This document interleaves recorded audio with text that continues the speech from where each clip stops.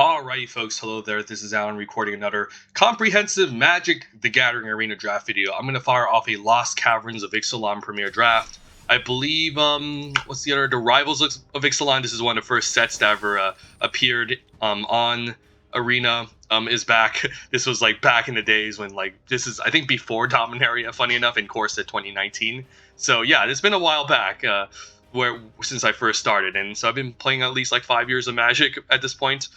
3 packs of Ixalan. Usually, before it was 2 packs of Rivals and then 1 packs of OG Ixalan, and it was like a two set block. But we're not gonna do Rivals. We're gonna do one more Caverns of Ixalan here, Premier Draft. Where is it? Yep. And then maybe Cons of Tarkir, maybe Rivals. We'll see. Maybe if Rivals goes away pretty soon, we want to cram in 2 good videos of Rivals of Ixalan. But I want to get one more of these videos out. Because this is a good set.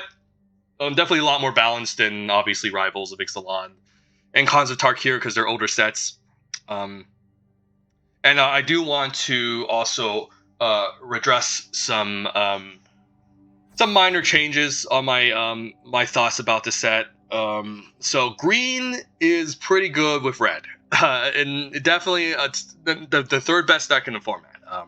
Green is not good anywhere else. Green white's okay, but green red is a beast. I just want to mention that. Okay.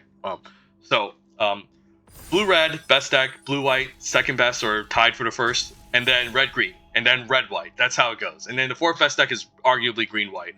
But either way, the Jeskai colors are the deepest colors, and green is pretty good with red. Black, okay with blue. Not great anywhere else. So if I can bias myself towards a color preference, I think I either go with red or red, blue, or white. Okay, there's Chupacabra Echo here. This is one of the set's best uncommons. Other than that, Triumphant Chomp is good. Itali's Favor is good. Oaken Siren's good. Okay. All 3 of these cards are good, but I think even though I just said black was the worst color, I'm going to take this Chupacabra Echo. This is one of the best uncommons. I might just try to draft blue-black if I first pick this. I missed out on these 3 cards, but it's okay. If red or blue is open, I'll probably see them later. And this has the highest upside of all these other cards. We're going to take Chupacabra Echo. Not a big fan of black, but again, this is a great card. Fantastic. Yeah, maybe we try to do blue-black. We'll see. In terms of color flexibility, I think red is actually more flexible than white, even though red is slightly worse than white. Because red is very good with blue, plays better with red plays better with blue than I could just take Iceberg actually. Red plays better with blue than white. Okay, and it plays better with green than white. White is good with very good blue. With red, it is good, but not as great as with all that I've just mentioned. Red white is not as good as red green. Okay, we're going to take Inverted Iceberg here. I think Itali's Favor is red's best common, but first picking Chupacabra Echo, I want to just take a good blue card, and Iceberg is pretty good. Has some mill synergy, plays well the whole Descend mechanic. Yeah, and becomes a 6/6 in the late game. So, good card. Otherwise, the best card in this pack is Itali's Favor. And then between these 2, I think Iceberg is just better. So I'll just take the more synergistic piece in case we end up drafting black, and in case we are still running this Chupacabra Echo. And even though black is the worst color, it's not unplayable, and the commons, if you look at them from a vacuum, are pretty good. You have Join the Dead, -5/-5. It is double black to cast, so that's a bit of a penalty. I have to take this Itali's Favor here over Tithing Blade. I got to. It feels wrong taking this over this, but if people know about this set, they know that black is the worst color, and this will go around. Same with Whale the Forgotten. I see this card pretty late as well. This card can be really powerful if you Descendate, but Descend is just worse than Discover and Explore because it takes a lot more time to get it going, and the value that you get from Explore and Discover are not only much more immediate, but much more impactful, especially in a set where there's a lot of aggressive 1-drops and 2-drops. I'm going to take Itali's Favor. If we end the blue-red, I'm happy. This is red's best common. I'm going to take it here. I just passed Itali's Favor, I know, but I'm still going to take it. Okay, there's Join the Dead. Enterprising Scallywag is okay. Volatile Wanderglyph is okay. I'm just gonna take Join the Dead. Sure, I'm passing up some red artifact creatures, but Chupacabra Echo leans me towards black, and we have a good blue card. If we just end up in somehow seeing only nothing but black and red, I'll just bias myself towards red because red and black, the red-black decks suck. So we'll take Join the Dead here.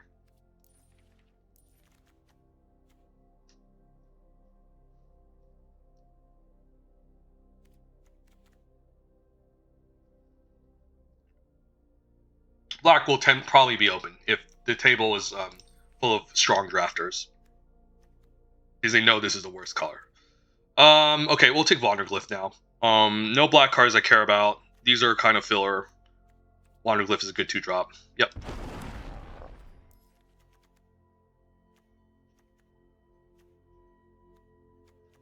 So it's red X deck or black blue black. As you can see, blue is much more reverse. There's a late staggering size, but there's also Deadweight. Another Chance is also a nice 2-for-1. Has a good synergy. Same with Deadweight. Probably just take Deadweight here. Staggering size if the Dino deck is open is a very powerful combat trick. This is also a solid weapon to White's open. But I think I just take Deadweight here. And hope blue black is open. Another Chance is probably better than Deadweight, but this is much more like cheaper, and it goes into the graveyard immediately for Descend. Okay, there is this rare, this uncommon here, which I think is pretty solid. Not gonna lie, Altasaur I think is also solid. Plays best in a Dino deck, but you can still play this in blue-red as like a roadblock on turn 5 that starts pinging about. But I think I'm gonna take Ukbinbach, the Great Mistake. Because this blue-black thing seems kind of fun, and it's going pretty late. And this card's okay. I don't want too many of these, even if I was playing red aggro. Let's take this this rare. And, okay, this can help enable Descend, which I don't hate. The creature still sticks around. This is a weird Descend card. Like, sure, it pays off for Descend, but when it comes down as 2 toughness, it just sucks, man. Like, this takes so long to grow. I'd rather just take this, this Song of Stupefaction. There's also this Frilled Cave Worm that also has some Descend as a fine blocker. But I'm just going to take this song. I just want cheap things that can mill. Since there should be... it should be harder to find enablers. I mean, it's much more easy to find enablers than payoffs. And I think having cheaper enablers is more better than getting payoffs. Okay.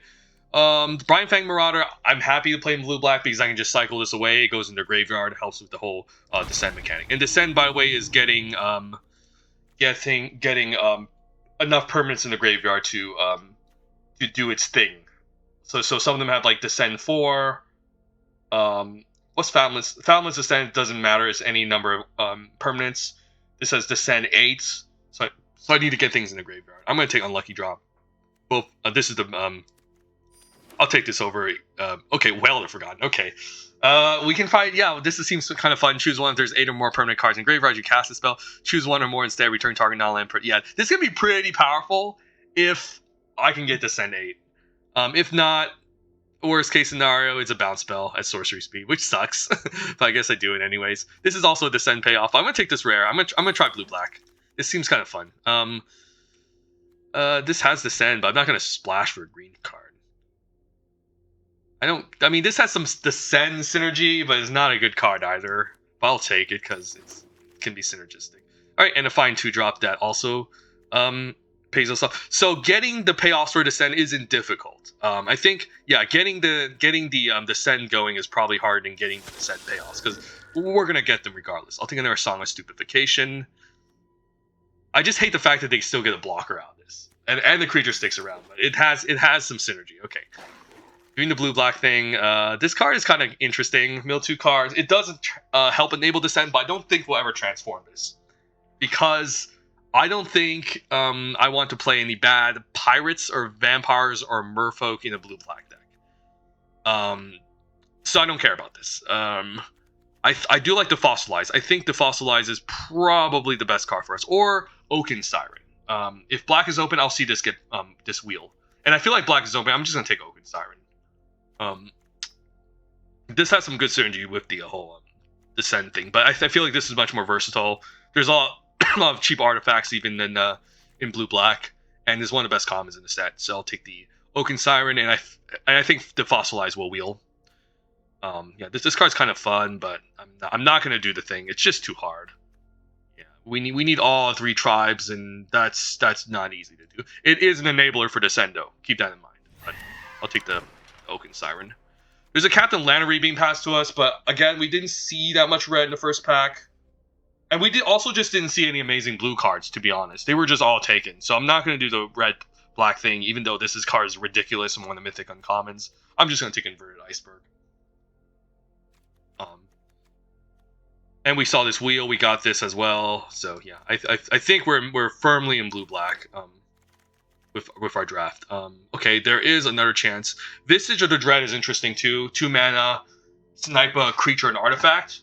And then if you craft 2 creatures, this becomes a 5/4 in the late game. Not a bad card either. It's probably just worse than Another Chance, though.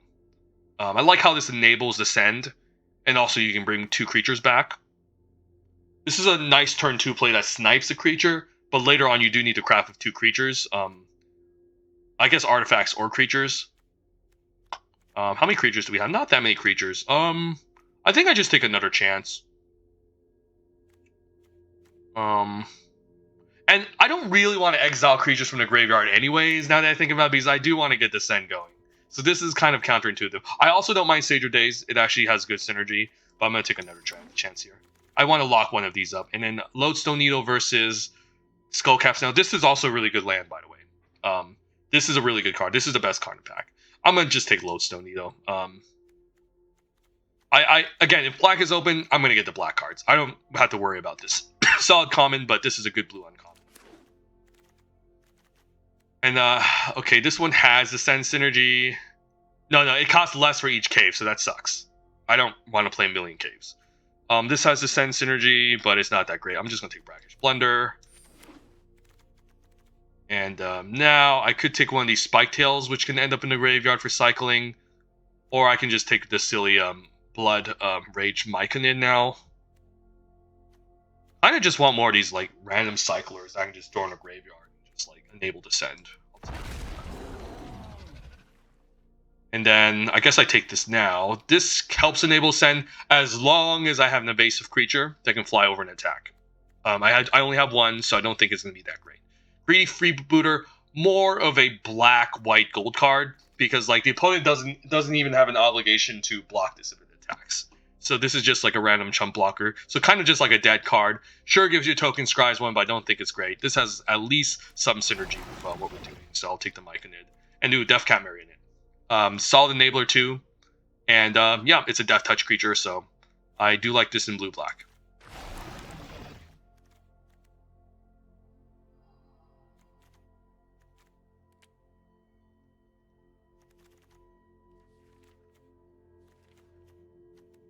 I might need to make some cuts after this draft, by the way, because we're getting full of play. We have a lot of playables, so it's most likely just going to be these cyclers, even though they have Descend. Like if they're just you still need to pay 2 mana. But if I get some really insane like cards, and cheaper cards, of course, I might just ditch these. These songs also have synergy, but I'm not a big fan of them anyways. Okay, I'll take one of these, another one of these Echo of Dusk. This card's kind of cute too, but this is not a counter spell set. It's very aggressive. Lots of cheap creatures. Pretty aggressive. And if you hold up countering like a 2-drop or a 3-drop, it's still not very good. Or 4 mana or something. I mean, I guess this gets a discount, but double blue is not easy to keep up all the time. Take Echo. I like having 2 of these. Alright, I do like having a cave too in these decks. Like one of these hidden counterattacks, because you could sack it and it is a permanent. So that's nice. This is a card that's kind of our hate card. But it's fine, though. It doesn't really attack that well. You can get double blocked easily. Okay, I'll take a Sage of Days over this land because I need something that can help a mill more. And I need some 3-drop creatures, so I'll take this. And I'll take a Skullcaps now. Even may pick 12. I think this is actually a very solid card. I think it plays better in white-black, though, than actually blue-black. I'll still consider it. But I actually think this is a solid card. I just don't like the fact that, again, there's so many cheap creatures in this format that this card's not that effective. In formats where there's a lot of expensive cards and it's very, very grindy, and people are looking to wait 7 turns to play their bombs, this card is good because it can snipe a land, and that's great. But this is a format where everything is slow, so I don't think so. All right, this card's a bomb, but we're not going to first pick it. So yeah, what does this do? It's cost X less. So even if you have a 4-drop, you can play this out on turn 4. I mean, a 4-powered creature, you can just cast this for 4 mana. When one or more non-token creatures die, you just create fungus dinosaurs all day. And 2, you can just double the power. So great card. Obviously, green is not very versatile, but I would first pick this over every rare. That being said, we're going to take Waterwind Scout, blue's best common. We could use an evasive threat on 3, and it's just good, so I'll take it. This card is good too. I also don't think it's a bomb. By the way, you have to attack to get this until end of turn clause. I used to think you can just play this and look at the top of your library at any time, and I thought that was absurd, but you have to attack. Strong card, but we're not going to take it. I'm just going to take the Waylaying Pirates. I could take also one of these Waterlog Hoax. What happens when I craft with 4, descend 8, can't be blocked as long as there's more 8 permanents in your graveyard. Kind of cute. I think this will make it around the table. I'm just going to take the Waylaying Pirates. And I guess I just take Tithing Blade here as Black's best common. What else is there? Deadweight, Unlucky Drop, Puzzle Door. So a lot of good black cards. I'm just going to cut these cards. I don't care about them as much. This has some Descent synergy. I just take another Brackish Blunder, though. It's really bad. I'm not a fan of it. Yeah, I'll take another Sage of Days. Be fine. This card also can be kind of cute since it has flashback, but it's kind of clunky still.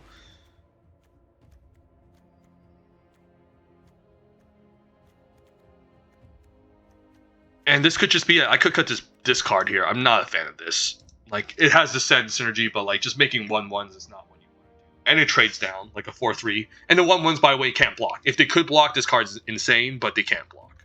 So it's not that great. This is Enabler, but I think we should be fine.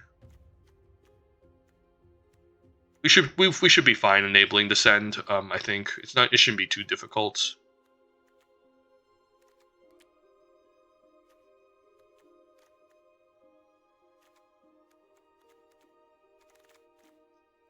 I'll take another Deadweight, sure, over 3rd Brackish Blunder. Goes into the graveyard. And then we can just throw in one more card and we should be fine. I could also just make this hyper synergistic and have nothing but to send. These cards just kind of suck. I really don't care about any of these. I'm hoping I get that, Oh, wow, Zoetic Glyph pick 8? This is the mythic uncommon of the set. By the way, this is the best uncommon. Absolutely absurd. Definitely gonna snatch it up here. Pick 8. This is ridiculous. There's no reason this card should be this late. Yeah, it hits hard, comes down turn 3, and even if the creature ends up getting exiled or bounced, you still discover 3 because this ends up in the graveyard. Great, powerful uncommon. I do not know what that's doing there. Fanatical Offering plays pretty well with like our Skullcap Snail, but I don't care about it that much. Ooh, I'll probably take this Waterlog Hulk. I like this card. But it's Descent 8. That's so hard to get going. Yeah, that's really difficult. I might play it, might not. It is a way to enable Descent in a sense.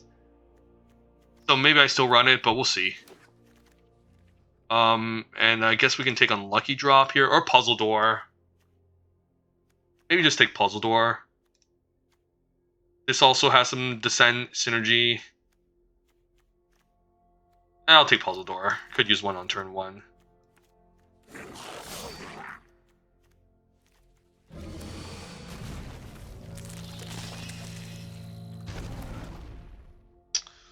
I don't think we're going to have trouble enabling Descend, honestly. I think we should be fine. Could cut one Echo. Like, it is a payoff, but it's also just kind of whatever. It's a 2-mana 2/2.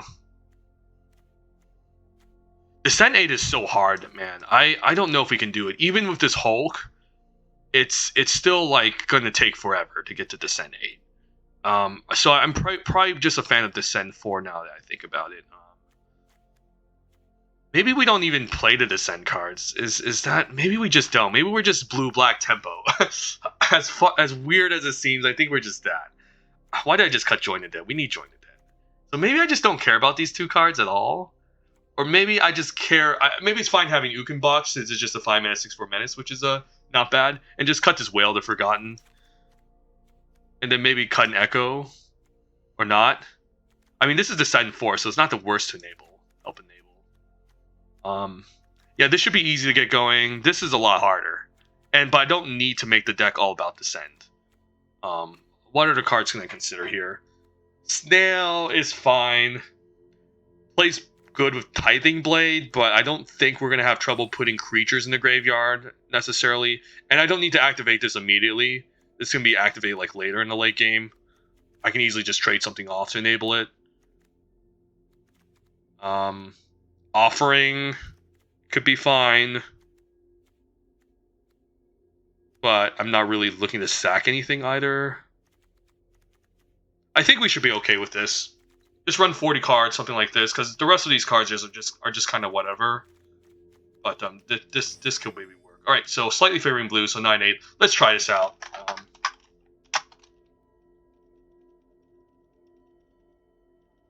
Blue black. I guess we just name it blue black.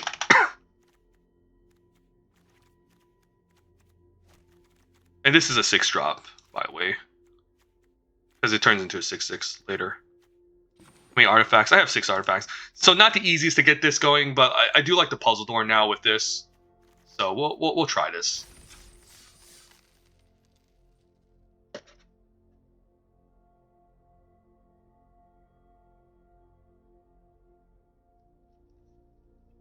The other alternative was going blue-red, but first pack we barely saw any red at all. And we passed some red cards. And like the blue-black just seemed pretty open, and I had Chupacabra Echo. So. We'll draft the best, worst. I mean the best black deck in the format. And black is the worst color. This I can keep. I don't have any islands, but I still think I keep it.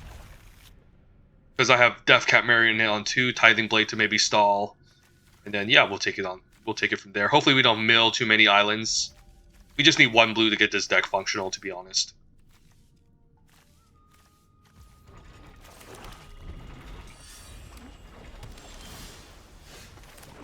Let's get this going. We need blue eventually for Waterwind, but I definitely mill. Right. 1 permanent in the graveyard. Oaken Siren I can easily deadweight. I can also run out this Waterwind Scout. He does get to ramp something out, which is kind of annoying. Maybe that's fine. And I can deadweight and Tithing Blade the next following turn. I can also run out Sage of Days. But I think I just run out Waterwind Scout. And I'm fine. Am I fine trading this? I think I am. So hopefully it doesn't ramp out anything too scary. A call isn't being ramped, but it is annoying. So what we can do now is we can deadweight. And then we can Tithing Blade to take this out. And then do I want to use the treasure token? I think it's fine. Even though this can be pretty good with the whatchamacallit, the iceberg, I still think I use it. And then I can even transform this to start draining him next turn. I don't want to trade a 1/1 for this. I don't want to bring out a 3/2. I think it's time to just do this. Get the drain going while I'm pinging him in the air. Like, get this out early, so then it can start doing some work. So let's attack for 2.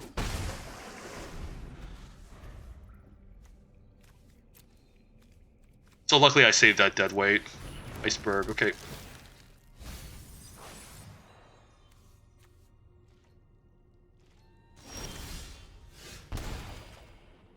So probably just run out Sage of Days. I gotta keep in mind this doesn't go in my hand. It's not that broken. And I should keep up double black. So let's do this first. What do I want? Oaken Siren's decent. I could also just take Brackish Blunder and put these two in the graveyard so I can help enable Descend for this, but I do have a Brackish Blunder already. Very interesting. I'm just going to drain him over time anyways. If I take Echo, I won't even have enough in the graveyard for Descend to make this into a 3/3 lifelinker. Like the question is which one do I want to draw next turn? I probably just want the Brackish Blunder, honestly.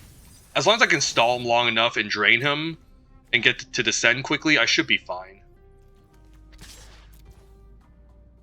If he tries to kill this, I'm going to bounce it. If he tries to transform this, I'm also just going to bounce this. But that's like in a couple more turns.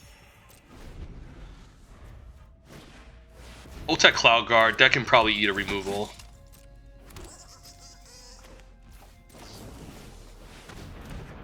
Question is too, do I send in Sage of Days to help enable Descend? I don't have any Descend payoffs right now, so I think I just keep it back to hold off the 1/1s. And we just want to keep chipping in and keep draining him. Deck Echo, kind of annoying. Okay, so this flies and draws him a card. I could bounce this just to draw a card, but that doesn't seem... I mean, but he just draws a card again. Oh, Deadweights is perfect. All right. Just keep top decking our good cards. See, so you don't necessarily need to go all in on Descend in a blue-black deck. You just need to play the good blue-black deck. The good black and good blue cards, and you should be fine. Yeah, these 1/1s are a roadblock. Yeah, that's going to lock me down for turn. And I'm fine trading this here. Or just use this here. Ooh, alright, let's play the great mistake. I don't have to send 8 yet, so I probably don't want to attack with this just yet. If I attack, he's just going to double block and he still has 2 creatures. So I probably just send in this Sage of Days next turn. Or I guess I could attack and bounce something to blow him out. That could be reasonable. Self-reflection, that's kind of cute. Okay, keeps the flower locked down. And yeah, I guess we don't even need to attack. I can just stay back. Like if I attack, he double blocks. What happens? I don't really care. Like I really don't. Do I run out land? I don't really like if I attack, he double blocks, and I can just blow him out with Brackish Blunder. That's okay, and I do have a backup Brackish Blunder against the 6/6, so I think it's fine going for the attack. Maybe attack with both of these. Yeah, let's go.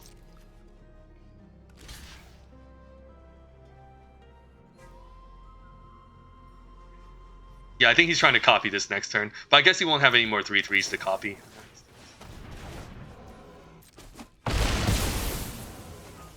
So now the 6/6 can start chipping in. And he won't be able to copy any other Waylaying Pirates to lock this down. Maybe a Petrify? If he has a Petrify, I might just bounce this too. If he makes a 6/6, I'm definitely bouncing it. I don't know what he has here. I should bounce this maybe. Yeah, I will. I think this is worth doing because not only do I get Map Treasure, but I get a flyer that can burn him out, and he's losing life per turn as well. I don't think I'm putting a counter here. Yeah, he's just dead. Okay, cute. And Descendate is so difficult, so even if I had that rare sorcery, not worth playing. Just for 1/2 of it. Like, what does it do? I guess it returns a permanent, you can take a card from their hand, and what else? Return non-land permanent, okay, but sorcery speed sucks. They discard a card, okay, whatever. They choose what card to discard. Look at the top 3, put one of them in your hand, one in your graveyard. It's okay. I guess this can the third portion of this could be okay, just because it helps enable Descend. But it just but it's not that great. Now that the more I think about it, it just only whereas the rest of these cards do something and help me Descend. Like this is a 3/2 body, helps me Descend. This goes in the graveyard to help me craft. This just doesn't do anything else. I don't think this card's that great. And then this gives me a Death Toucher, and this gives me a 6/6. So it's better to just I think this card sucks. Yeah, it's not good. Yeah, let's just do this again. Let's try it. I'm kind of wary about this deck because I'm not a big fan of black, but again, it's I think I'm a little bit more too concerned. when this deck is actually pretty solid and good.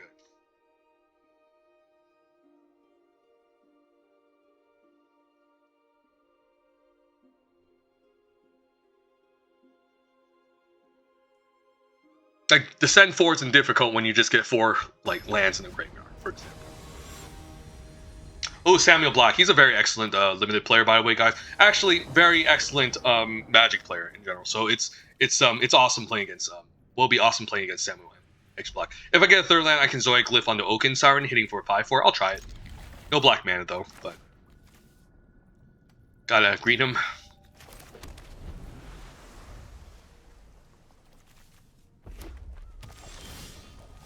Hopefully no Triumphant Chomp on my Oaken Siren. And then if he tries to blow this up with a Braid, I guess that would be kind of scary, so I'm hoping he taps out here. Okay, Volatile Wanderglyph is fine. And then, yeah, we'll just attack with a 5/4 Falling Vigilance. If he attacks, the question is, do I block? Probably not. This is essentially a 4-turn clock. If I end up losing this to some sort of combat trick, that's going to be a nightmare. Okay, that's fine. He's just going to activate and try to find some answers. If I get black mana, the question is, do I run out Tithing Blade? I think I just do, because red's going to have all these small creatures anyways. I can also do, like, decide which one I want him to sacrifice by bouncing and using Tithing Blade, but I don't have any black mana, so whatever. It's going to keep smashing, and yeah. Even if he gets rid of this, I get to discover. Ooh, Inti, that's a really good one. Whenever you attack, you may discard card. When you do put 1 counter on target creature, gains trample until end of turn. You may discard 1 of your cards, exile the top card of your library. So he gets to draw cards and put counters onto something. But he has to attack, so he needs to kind of quote-unquote sacrifice a creature to get this thing going. So I guess he's just going to do this instead.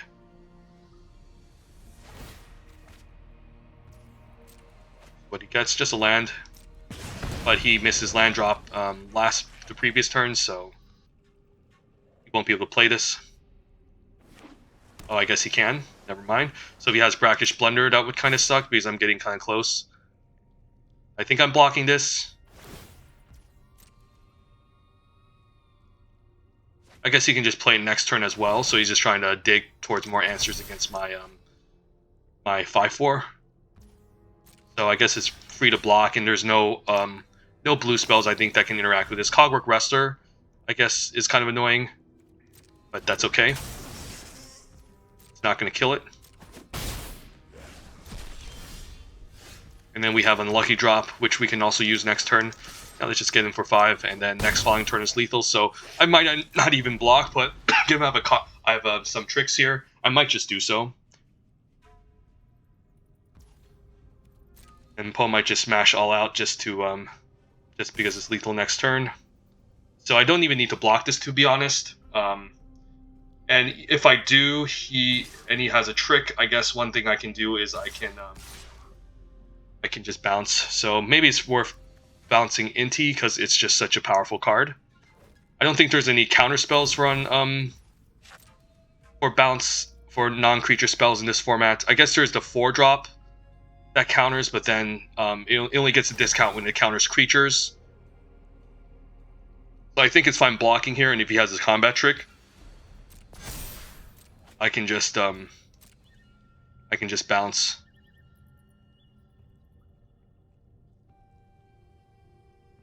See what he has here. Okay, just a land. Exiles another card, just getting more lands. I mean, his deck is insane if I didn't have this card, but I'm going to block the Inti here. Okay, maybe I bounce it because I'm afraid of a removal, like a Braid. Yeah, I'm kind of scared. I think I actually bounced this. And get a map token. I mean, I guess if he has a Braid, he would kill this already, but he could have a Heal 2 effect. Okay, Panic Altosaur, I guess I can bounce this. Yeah. That's a quick Zoetic Glyph on turn 3.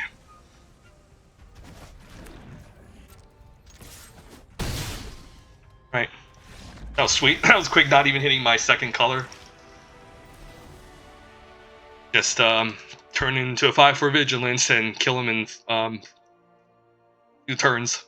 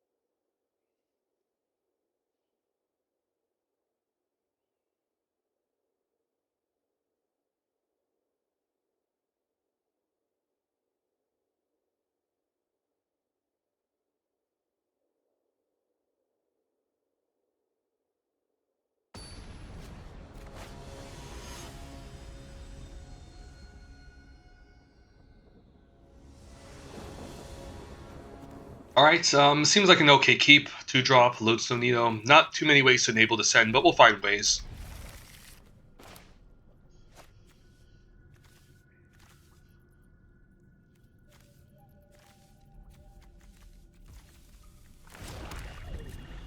Like, the Descend 4 is not something I need to worry too much about. Again, it just happens incidentally. Just play good blue-black cards, essentially.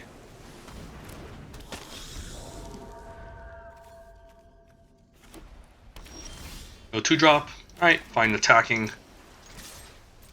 Then Sage of Days can mill some cards. Question is, I guess I take on Lucky Drop since these are 2 permanents I don't mind putting in the graveyard. And then we'll have a 4 mana play the next following turn. Sure.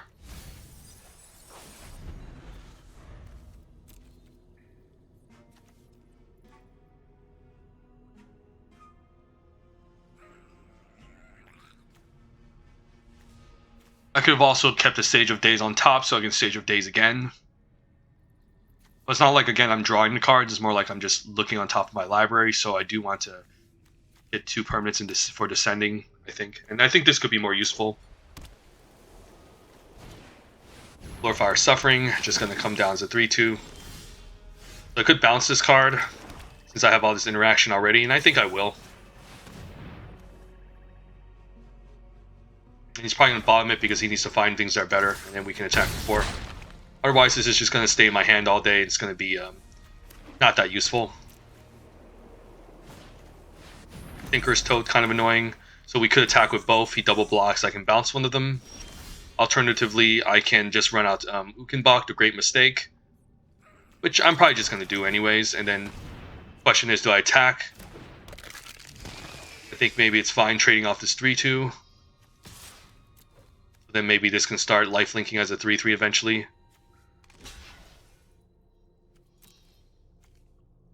And even if this ends up in the graveyard, I can eventually get back. So maybe I should attack first before showing him Ukenbach because he has more information.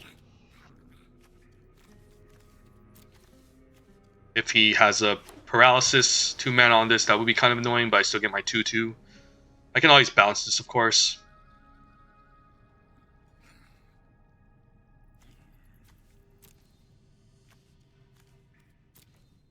So he might have a deal 4. Okay, so on his upkeep, probably he's going to do the Lodestone Needle. That's fine.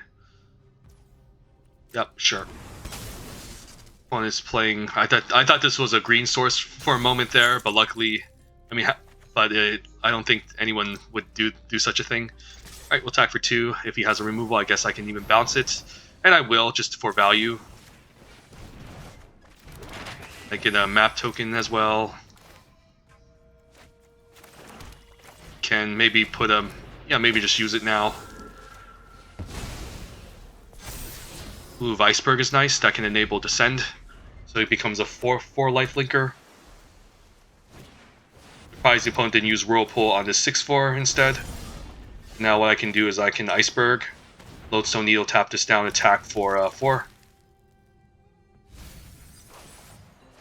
Or I can just use Chupacabra Echo, which is probably just better.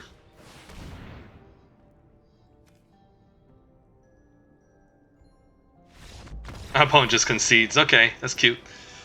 Those blue-white control decks have nothing against our blue-black tempo deck.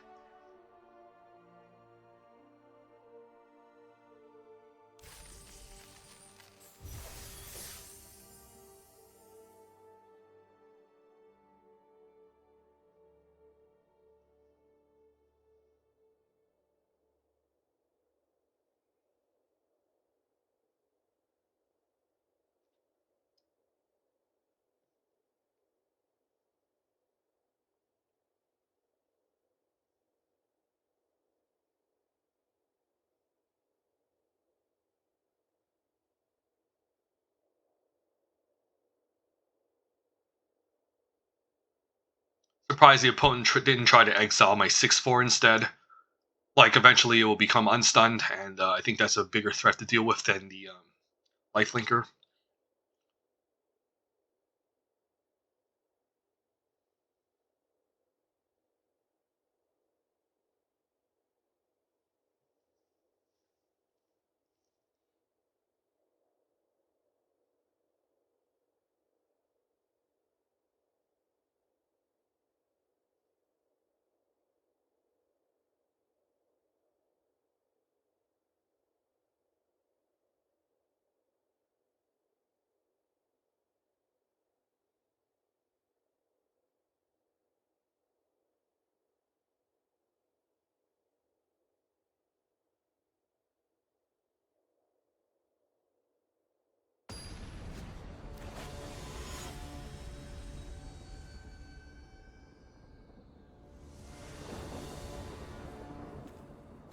Right, this seems okay. Some icebergs on 2 I can cycle. No early creatures, but we're on the play, and I think we have to keep this. So hopefully we can get to land 6. This is going to be a game, I think, where I want to keep lands in the on top of my library of these Sage of Days, so I can get to 6 mana with this iceberg. Maybe not, we'll see. One also leads with an iceberg. He's playing blue-white, sure. Run out Sage, and I think we keep a land on top. Ooh, Zoetic Glyph is just too good, though. Zoetic Glyph into this makes into a 5/4 that can... maybe I can do it next turn. Although missing on a land drop does hurt. Yeah, this is rough. Next turn, will I be playing Sage of Days, or will I be turning this into a 5/4? I think I gotta keep the Zoetic Glyph, it's just too strong. And then maybe we just turn this into a 5/4 and attack. And then hope for a land the next following turn. Yeah, let's go for it. Question is, do I trade? Probably not.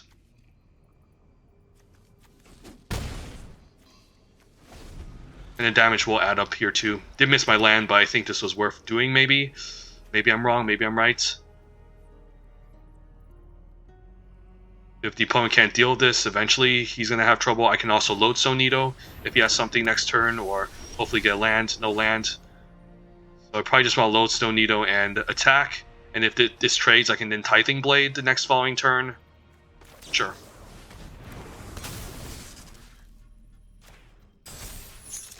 Hopefully no creature. Fine with a trade.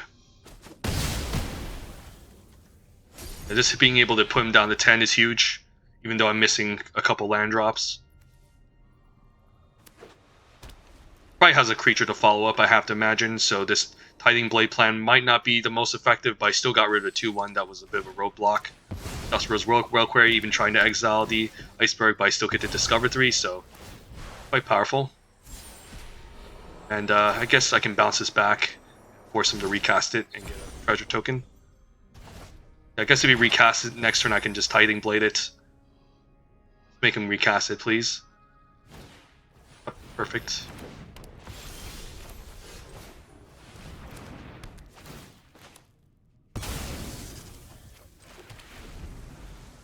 If he makes this into an Iceberg, I can tap it down. And then I should have a clock going with this Tithing Blade if I can transform it, assuming I can.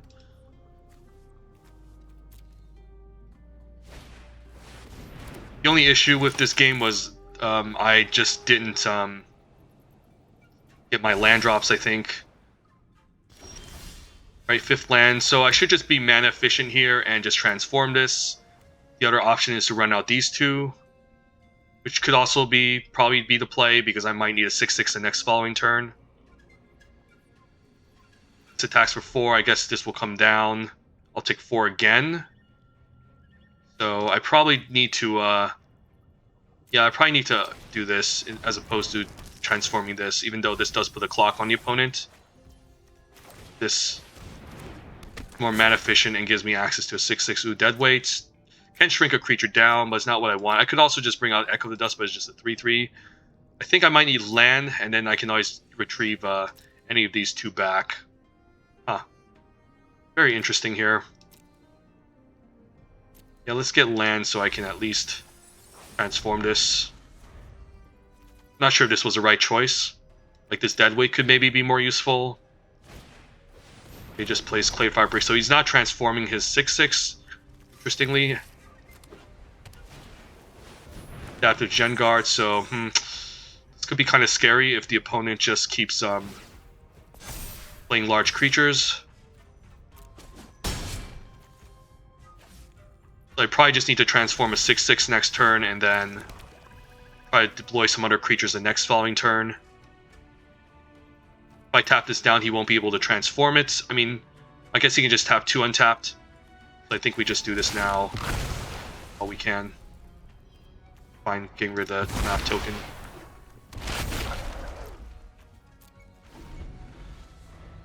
And then I can always pirates one of these. If he turns this large, the question is, do I block? Probably don't.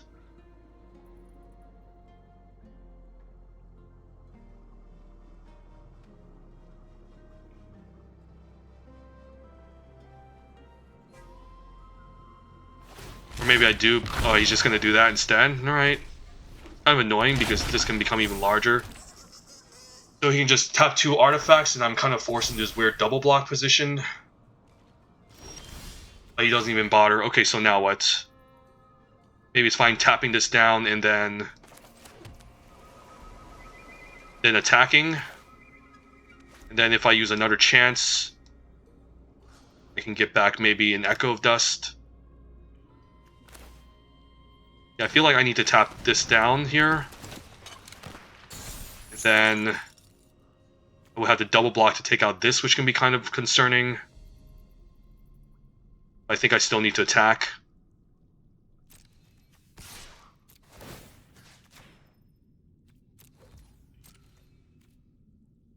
Or chumps.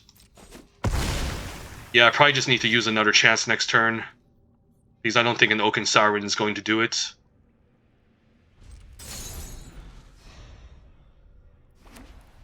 You can get another 6/6.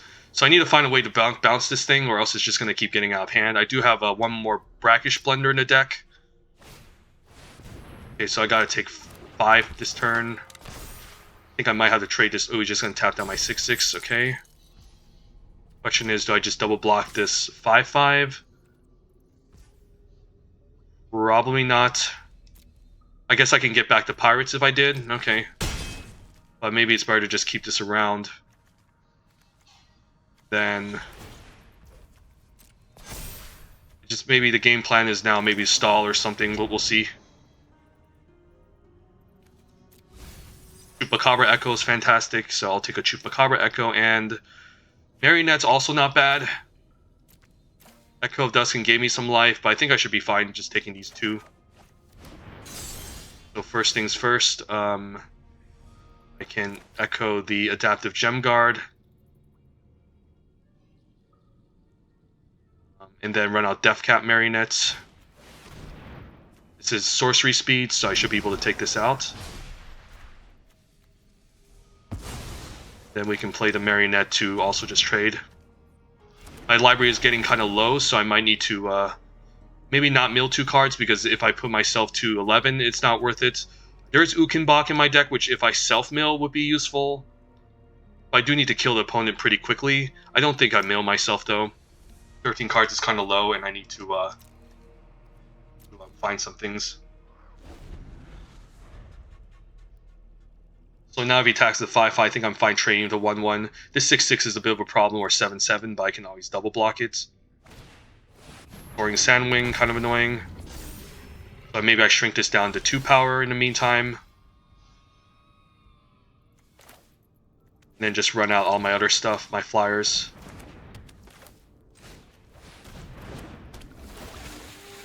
But let's use this treasure first, in case this becomes a 3-3. I can just hold it off for days. Oh, just a land. Sure. Oh, I'll just probably take 2 in the air in the meantime. I could attack, but then he just has a good double block, so I'll just say go. Surprised the opponent hasn't transformed his iceberg yet.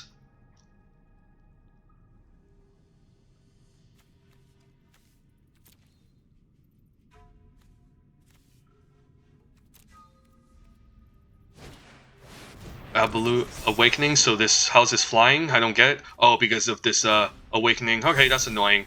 So I do need to find a way to bounce this. And I guess if the opponent taps all of his stuff down, I can just attack and he'll be in trouble, so I probably need to start chumping. Alright, I'll take 2 here. So I need some sort of bounce effect that I can get through, so I might need to sack this land instead of activating the Tithing Blade. There we go. Perfect. And then fine attacking, and then we can even transform this Lodestone Needle.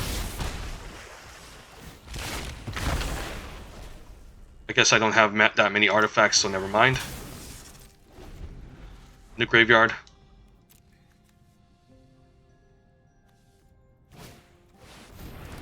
And then I can always hold this off with the Deathcap Marionette. Hoverstone Pilgrim, kind of annoying. It's also a 3-6. So I need to find some way to deal with this too, or at least grow my guys. I think this Tithing Blade might be more important to start draining the opponents. I don't think I can afford to lose any artifacts. So Puzzle Door is a good one. Okay, so we can cycle this Puzzle Door.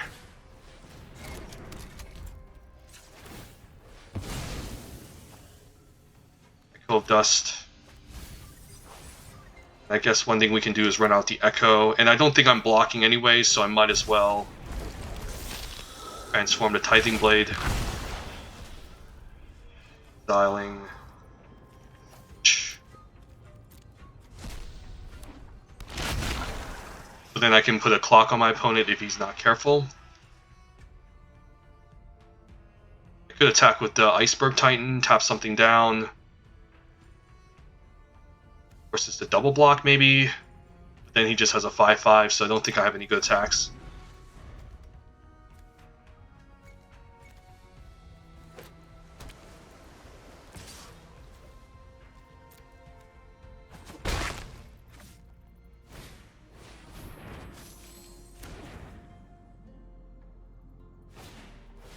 Sure. I think I should still be okay.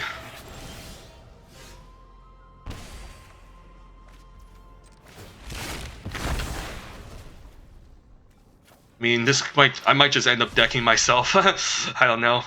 I mean, I gotta do something here, so I mean, I might as well just keep exploring. Hopefully get non-land permanent on the top. Alright, I'll keep that. Actually, I could have milled it and then played it. I'm so dumb. Huh. I mean, I guess this is 6 mana to cast anyway, so never mind. I wouldn't be able to cast it. Yeah. There you go.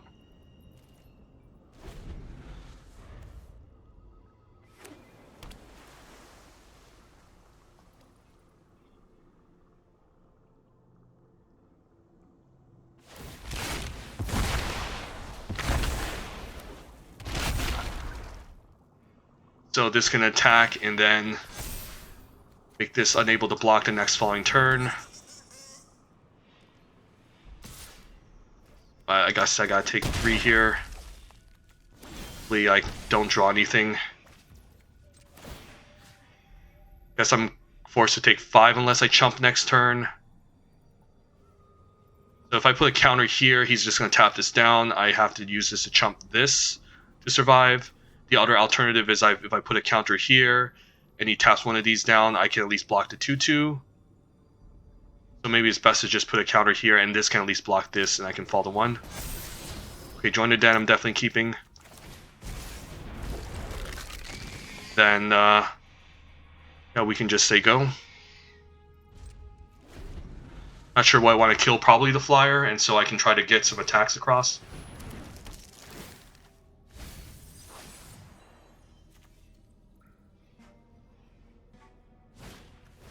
Sanguine Evangelist is a bomb, so I probably need to kill this instead, but he makes another flyer.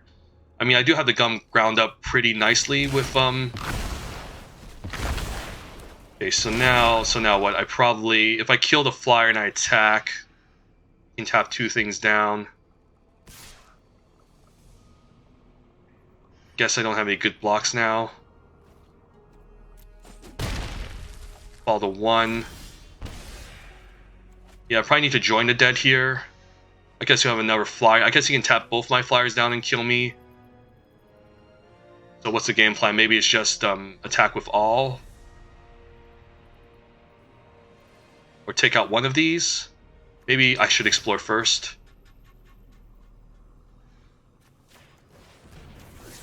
So lands, okay. So now what? If I attack with all, he has 1, 2, 3, 4, 5, 6, 7, 8, 9 blockers to my 1, 2, 3, 4, 5, 6, 7, 8. I could always just sacrifice my 3/3 lifelinker. I mean, I guess I'll gain 3 life if he does attack with these 7/7s. So one thing I can do is I can just take this out and then stay back. He attacks. I should be able to still survive the onslaught in the air. I guess if this attacks, this will also pump this into 6 power. So maybe the Evangelist is also just a huge problem. I'm not sure. I think I hold on to this and say go. Maybe I just don't even attack at all. See what the opponent tries here. Maybe he does a blunder and I can maybe punish him for it. Okay, attacks the ball. He gets a whole pump.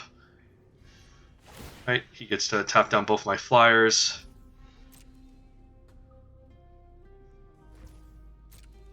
Taps down my lifelinker. Okay, that's pretty smart. So how does this work? I guess this blocks here. This double blocks here. This blocks here. This blocks here. I think I'm just dead. Okay, good games. Too much creatures. And yeah, his deck is pretty good, so.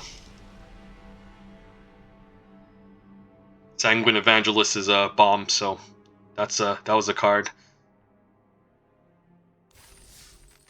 And he also had the 2/5 flyer that just held off my flyers from chipping in.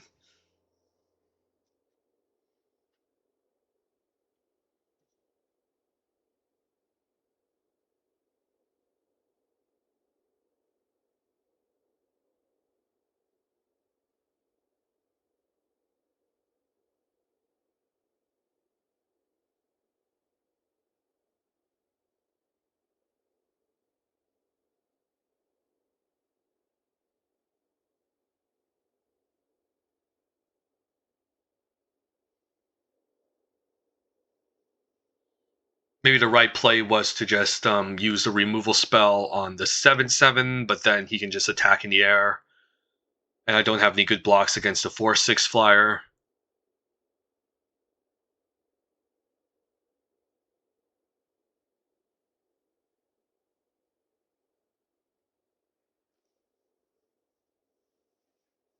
And then I would be forced to chump. So not sure if I could have had any outs in that game. He was just pretty far ahead as well in terms of board.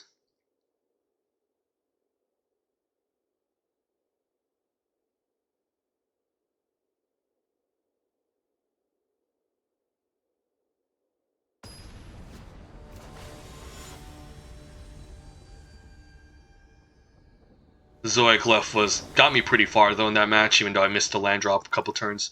Alright, I can try this. We can always deadweight something in Tithing Blade. And then we can always drop this on turn 5.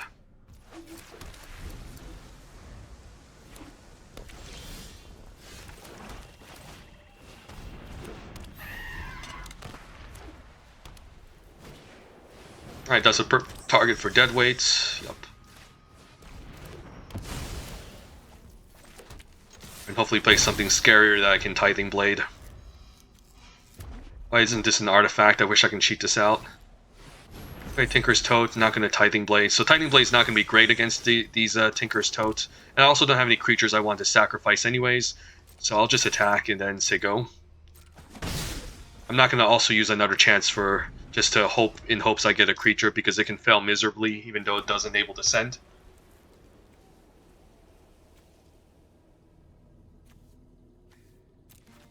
So this is just turn 4 do nothing, which isn't great or proactive, but I think that's fine.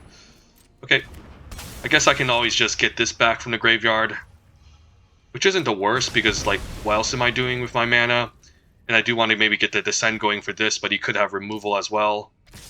Because if I guess I can always decide next turn if I want to use this. And I can just play Ukenbach to hold the ground. And then if I play this, I can next turn just another chance for this. Yeah, I'll try this. Just not run this out yet. Maybe we can dig deeper. Hopefully no Petrify or Whirlpool. Whirlpool is turn 6 though, and it needs to be tapped, so hopefully it just doesn't have Petrify.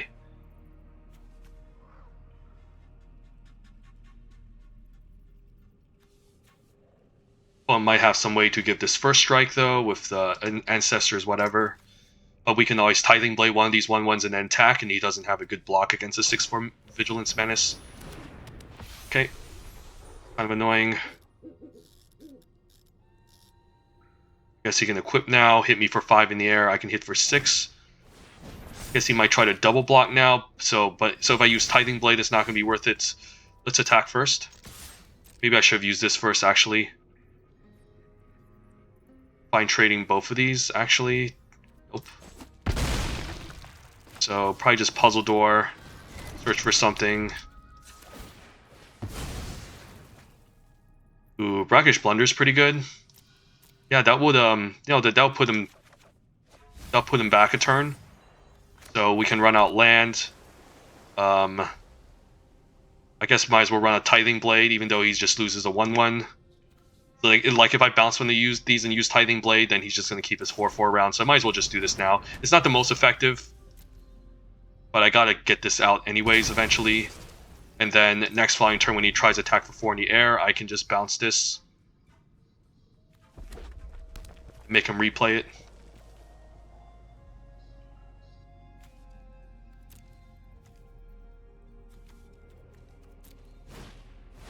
Adaptive Gem Guard's pretty annoying as well.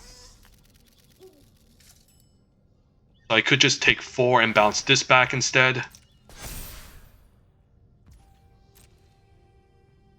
But if I bounce this, then what happens? Then he won't be able to cast this either way. Because he doesn't have double white. So maybe it's worth bouncing this. Like this could grow. But then this really slows him down. And I'll also get a map token, which can matter. If he taps something, then he's going to have to take 5. Okay, nope. So first things first. I guess if I turn this into 6/6, he's going to have trouble. I can also craft. I can also another chance. Maybe it's fine trading this, and then we can play another creature out. Because even if I put a token onto this and make this into 5 toughness, he's going to it's going to trade. So I think I just attack and offer to trade. And then I should order 2/2 first in case he has the first strike. I guess if he has the first strike, it doesn't matter.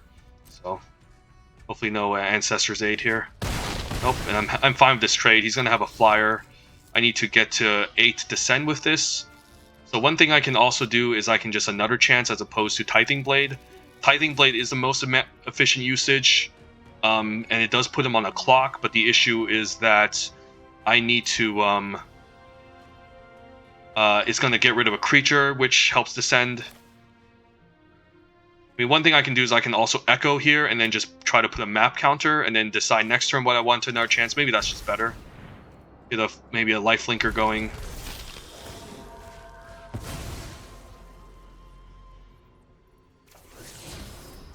Then run out land, say go.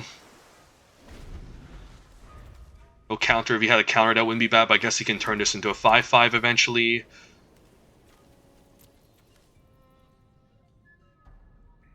See if he decides to use this, as opposed to running out the flyer.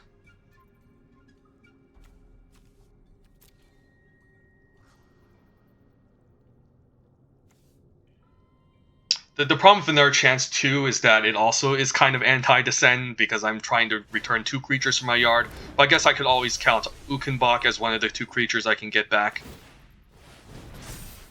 And if he tries to attack, I guess I can also just Tithing Blade to make it hard for him to do his thing. So maybe it's fine using Iceberg, Titan here, and then use Tithing Blade because it's the most mana efficient usage.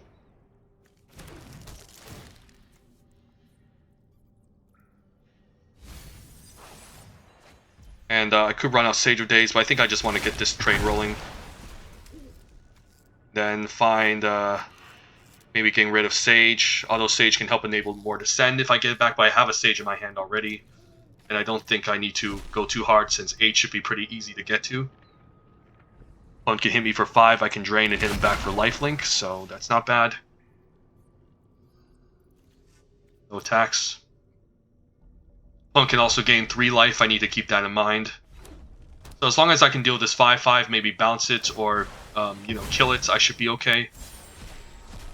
Okay, just a 3/3. I guess I'm fine trading this off because it's going to be annoying too with the whole tokens. I guess the opponent's staying back just to be safe still. Okay, that's good. So I could lock this down and attack, but this gives me a nice turn where I can activate the Lodestone actually. And yeah, I guess I lose another permanent, but that's okay. A 6/6 that can tap something down is really scary to face against. Opponent also needs to race against me because I have the life drain going per second. So we might not even care about the descent as much with this Ukenbach.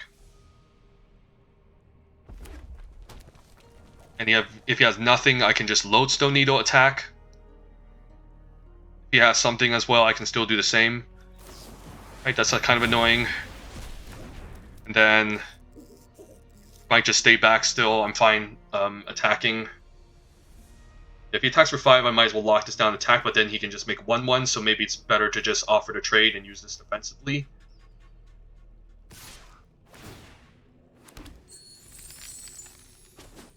So yeah, I think I offer to trade here as opposed to doing anything else, because I don't want this making 1/1s to chump block. Although the 3 extra life could matter. Okay, he's just trying to get the weapon, so he's going to try to win in disguise. Which I can hopefully lock down. An unlucky drop as well. So one thing I can do is I can just Lodestone Needle right now and just attack. But then he gets to make 1/1, so yeah, I think I have to offer this trade, as much as I hate to do it. Doesn't even block, okay. Guess now I can Sage and then unlucky drop this 7/5. Beginning of combat. Another Echo of Dust or another inverted Iceberg. Kind of liking the Iceberg, although it's going to take me a while to get it going again. I'm at 18 life, so I should be fine. I'm going to take the Iceberg. Then we're just going to say go. And bounces back as he moves to combat.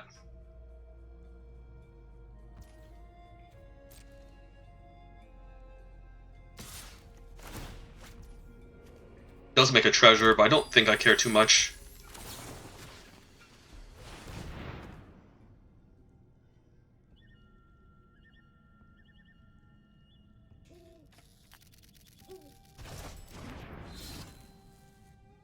But now he can equip. But if he's going to spend his whole mana equipping and he's unable to make a 1/1, I can always Lodestone Needle. So let's see if he equips the equipment here. How much does this cost to equip? 2, so he could still make a 1/1, but I guess he just wants to make 1/1, so he's gonna stand back. So yeah, if I lock this down right now and attacking and just make a 1/1, I get in for 3, but I don't think it's enough still, so I'm just gonna cycle this iceberg first. And then maybe I should, I can another chance 2 good creatures here. I can get back the Waterwind Scout and the Waylaying Pirates. I think that's worth it.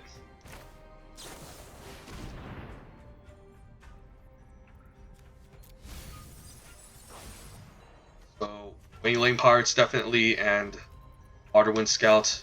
And I can also cast this from the graveyard, so run this out, and then what we can do is we can lock down this flyer and attack for 2.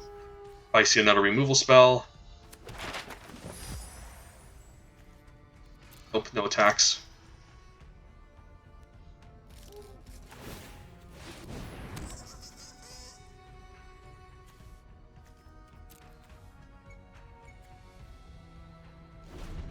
Well, it's not even sacrificing his tote. I don't understand the reason why. I guess he wants some artifacts to tap.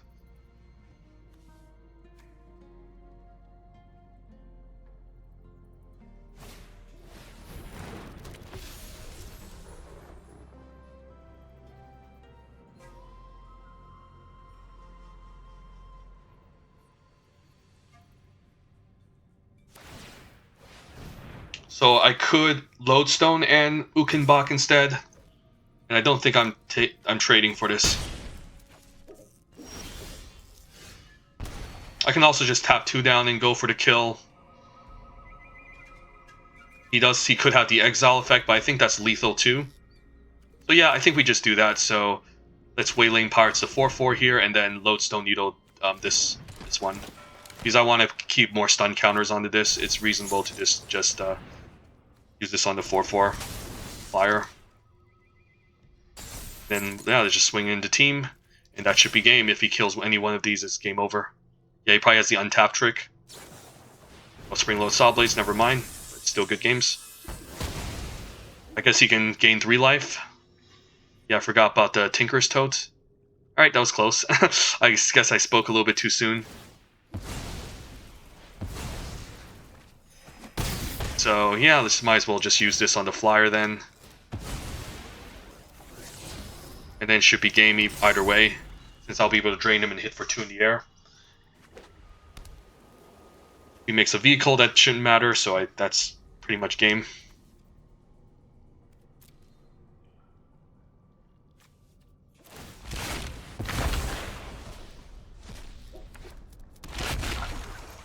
Opponent's playing some clunky cards in a red-white aggro deck. Really, this is better in a control deck. This is like a form. This is a little bit too slow, and you don't really want to have creatures that are, untapped when you're in an aggressive deck. Just to do that, so just attack. That should be game.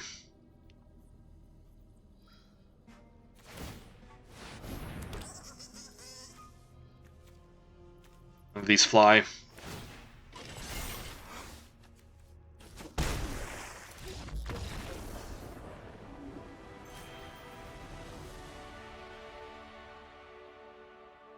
So kind of our weakness in this deck is we don't have a bunch of artifacts to just throw away to craft.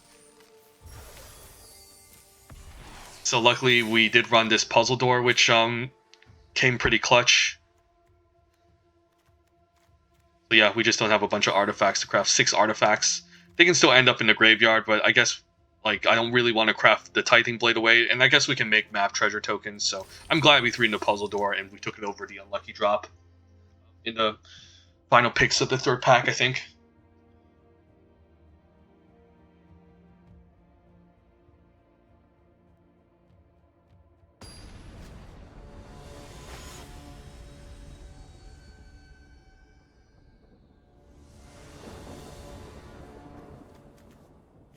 Seems okay. Turn 3 Sage, early dead drop to answer something annoying. Prefer these 2 in the late game, but we can try it.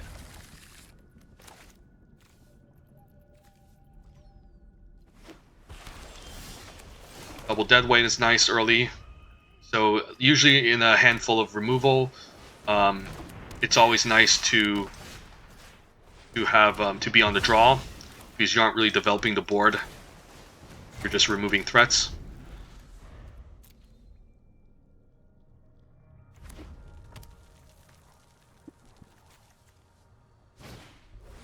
Surprising Scallywag. I could deadweight, but I don't concerned about it too much. It's not that scary, just kind of annoying making treasures, so I'll just run out to Sage and consider killing this next turn. And what do I want to keep on top? Unlucky Drop is not bad, and this adds another permanent in the graveyard. I don't think I'm exploring this game, although this pairs well with the Puzzle Door, pretty much. And it can allow me to keep exploring. Very interesting here. Yeah, this is very interesting.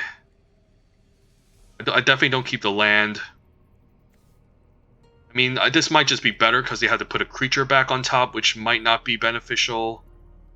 But this locks them down for 2 turns, and I can craft with the Puzzle Door and start generating value. So sure, let's take the Lodestone Needle.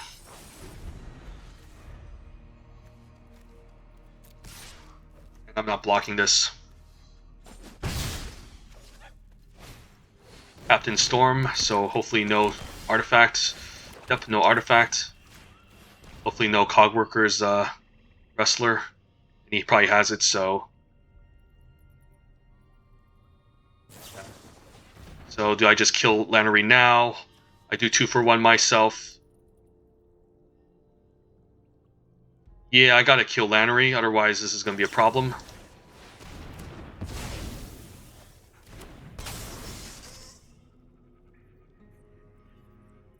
I have to 2 for 1 myself for it, but I think it's worth it. Especially against a creature that can start growing his whole entire team.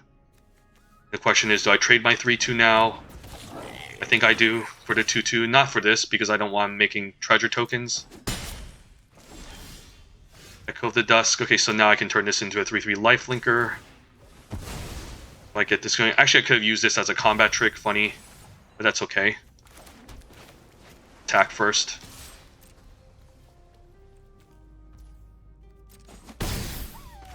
Run this, keep up Lodestone and the Brackish Plunder.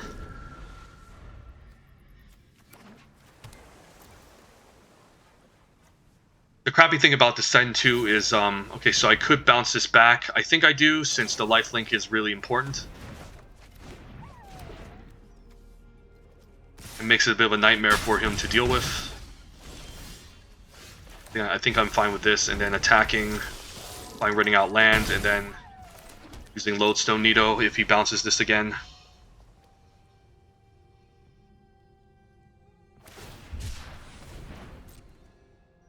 That's now he can descend with the Scallywag. The opponent even consider attacking.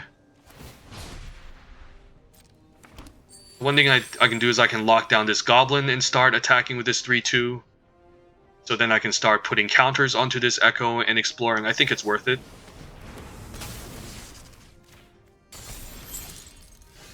Ooh, I guess I can even offer to trade now. Try this. I can do this instead. Yeah, why not? This guarantees 6 if he doesn't want to chump. And one single life link hidden slows him down by a lot. Okay, Magmatic Galleon, pretty annoying. Okay, so now I need to grow my creatures and try to destroy this Magmatic Galleon, so more bombs. Not what I want to see. But at least I can start exploring now, so glad I took the Lodestone Needle. Then where do I want to explore? Probably here. Since I'd rather trade this for this. Waterwind Scout I'll keep. Then if I'm running out land, now we can do it next turn. If he attacks with a Galleon, I can always double block, but if I get blown out by a trick, that's going to be kind of brutal. So maybe I should wait until next turn and be okay taking 5. I mean, probably not attacking, so that's fine. So I can explore here. The 5-5. 5 power to hold off this 5-5. Okay, I'll take an Echo. Because again, the lifelink is really strong. And then I think I'm fine also just using the map token on the flyer now. Then I get a 3/3. If he has removal, then okay, that sucks. I still have a 5/5 that can deal with this. It's going to be 4 power though, so I might as well block the Nautilus and trade with it next turn. Because this is going to hit for 4 every single turn, even though it's 1 toughness. So this card's just kind of annoying too. I guess he can move the equipment around in turn, give 4 power, so maybe I still need to grow this and larger.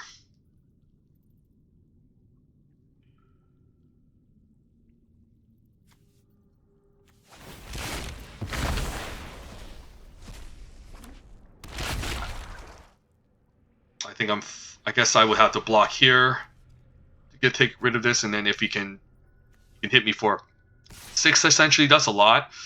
Okay, no blocks then, and I need to probably explore here.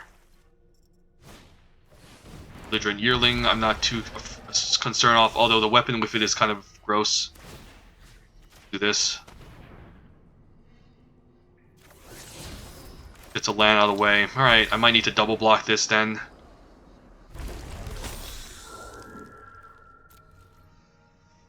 Or maybe the best choice is to trade. Although if I can keep growing this, then they'll eventually get out of range and I should be okay.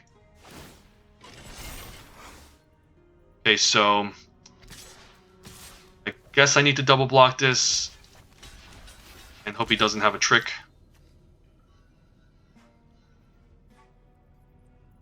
Yeah, opponent probably has a trick here. Be a way to bounce this, then I'm screwed. I guess this will be 6 power. I shouldn't have blocked. Yeah, I forgot that this becomes 6/1. Kind of my new mistake. Maybe I can get a creature large enough, but that's gonna take a while. So Ukenbach is kind of my only kind of option at this point. This blue-red deck managed to crawl back pretty quickly.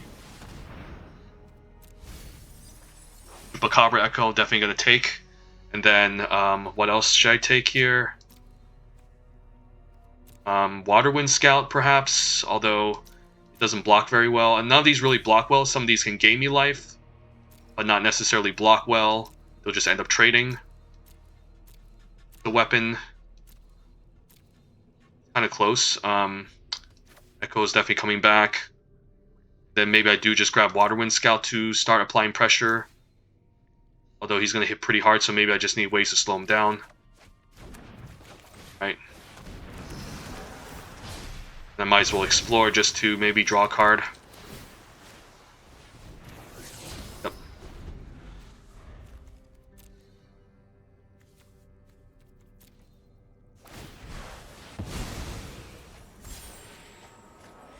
Another weapon. Okay, so his creature. So now the game plan is just trade off everything and hope he has nothing left.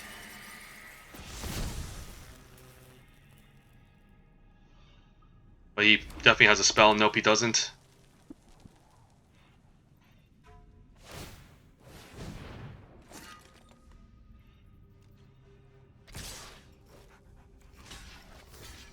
Could block here, but I'd rather take less damage and over time. Sage of Days isn't bad, so I guess I can run out both and explore. But let's Sage first. Hopefully mill Ukenbach. Yep, so I definitely don't want Ukenbach here because I can just play it, so probably just grab Oaken Siren. I guess I can just run out Ukenbach now just to permanently block his stuff.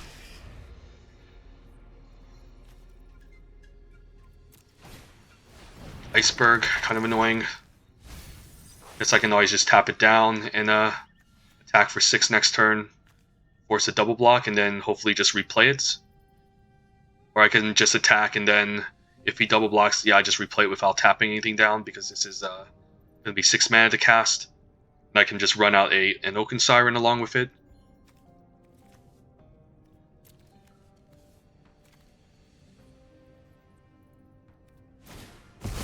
Council of Elders, that's annoying. I believe I need to trade for one of these, so going to block the 2/2.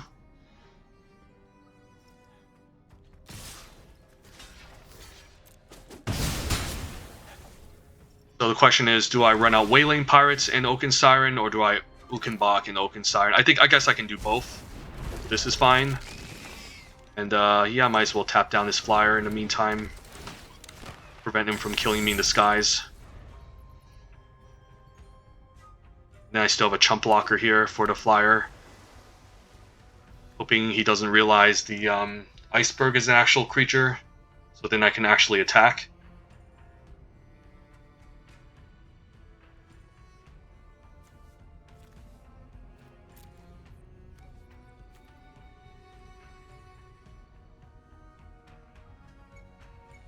If he turns this into a real threat, I can just block it the 3/3. And yeah, I guess I block it. He's not even considering the iceberg, and that's 6 mana, so I think I block and hit him for 6. Yeah, he doesn't realize this is a creature, so that might just cost him. So first things first, let's explore. Iceberg. Yeah, I can keep on top because I can just cycle it and play it anyways. So let's do this and then hit for 7, and then I can chump his 4/4. It should be game unless he gets a really good top deck.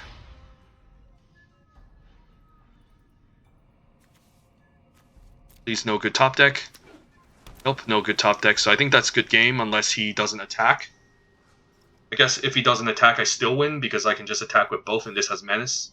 And even if he double blocks with the iceberg and the 4/4, this one will get passed across. So I think we're good. Opponent had a really scary deck, but I think the last turn he should have made an iceberg as opposed to pumping up his Goblin Tomb Raider.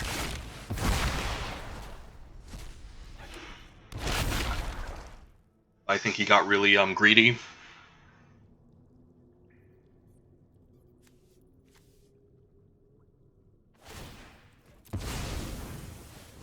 Ooh, I guess he can tap something down, but then he won't. But I can still block the. I can still block and trade here if he taps this down. If he taps this down, I guess I'm forced to chump here now. No, if he taps this down, that's fine. I can still trade. Yeah, trading here is okay. I'll just replay it anyways. Oh, I guess this will untap, so he's buying an extra turn. Really clever from the opponent. So I should iceberg first because I can still play Ukenbach. Because I might get something that can maybe destroy this. Ooh, my bounce spell. Alright, Titan Blaze perfect, so good games. Alright, wow. Opponent had an insane blue-red deck. Some cards I don't think were all that impressive. Like this card just doesn't have much synergy with dinos and with pirates. Which it does have a bit of synergy here, but it's just really mediocre. Like I would never really want to play this in a blue-red deck unless you're really desperate to get damage across the trample. This card's okay.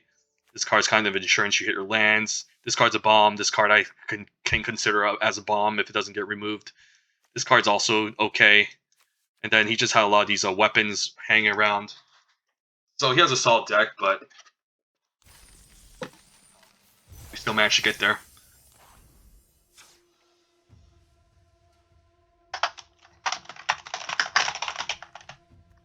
I think this is a much more flavorful name. Always feels bad losing against a black deck in Caverns of Ixalan Limited. I've actually lost a fair share of black decks too, not going to lie. So black in a vacuum is really not that bad if you think about it. It just doesn't have a lot of good synergy compared to the rest of the other colors besides blue. I guess black has a bit of a Descend theme too, but it's also just not great. And also, like, most of its commons are not 2-for-1s. Like, they just end up just being card for cards. Like, the removal spell is just a card for card. The Death Touch guy is just a card for a card. I guess Tithing Blades... Tithing Blades can be more than a card. You know what? I don't even know what I'm talking about. The Black's commons are actually really decent. They're not as bad as anyone thinks. They just don't have much good synergy to game plan in this set. Okay, so we have Ukenbach and Deathcat Marionette. I'm not a fan of having another chance in my opening hand or Unlucky Drop. They just don't, you know, they're just kind of these late game grindy cards I don't want. Plus Ukenbach is kind of grindy, so I think I mulligan and then hope for some dead drops in my opening hand. This hand could lead to an insane first kill with the Zoetic Glyph getting in. I do like Ukenbach, but maybe it's too expensive. And I might just try to tempo the opponent out. Is there any ways for my deck to shuffle back Ukenbach? Because I do want to mill this from my deck, or cast it and eventually just cast it repeatedly. So the argument is I can also just ditch this Unlucky Drop instead. Maybe I just ditch the Unlucky Drop and try to go for this, and then Ukenbach can hopefully keep recurring back if I get enough recursion going. The other plan is just forget about Ukenbach, try to just string all 4 of these cards together. Maybe I shouldn't care about Ukenbach. Like, this card did a lot of work in the late game in the last draft, but I feel like maybe this is just better. It just makes more sense. We can maybe win without Ukenbach, and I did it before in other matches. So, turn 2 Oaken Siren into Zoetic Glyph. Hopefully gets the job done. It might get bounced, but I still discover 3.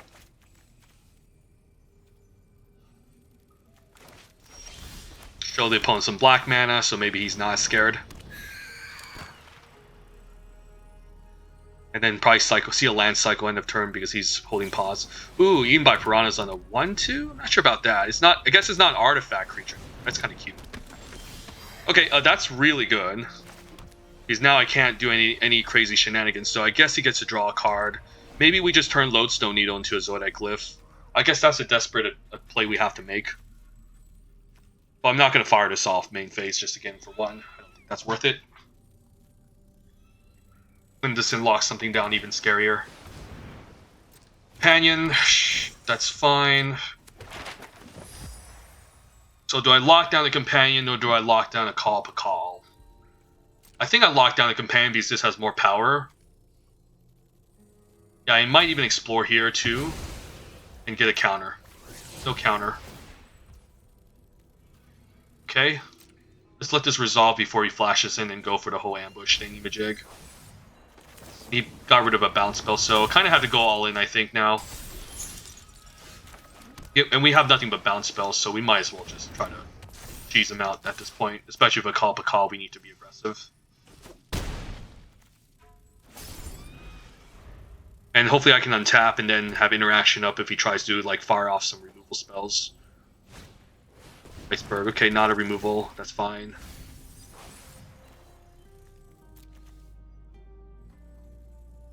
Please no bounce. Oh, he has a bounce spell. Over the Edge? That's cute. Oh my god. This card is actually main deckable? That's hilarious. Okay, I guess I bounce this back, so I could bounce this back. Or I can bounce my Oaken Siren, but I think this is deadweight. I can deadweight the 2/1.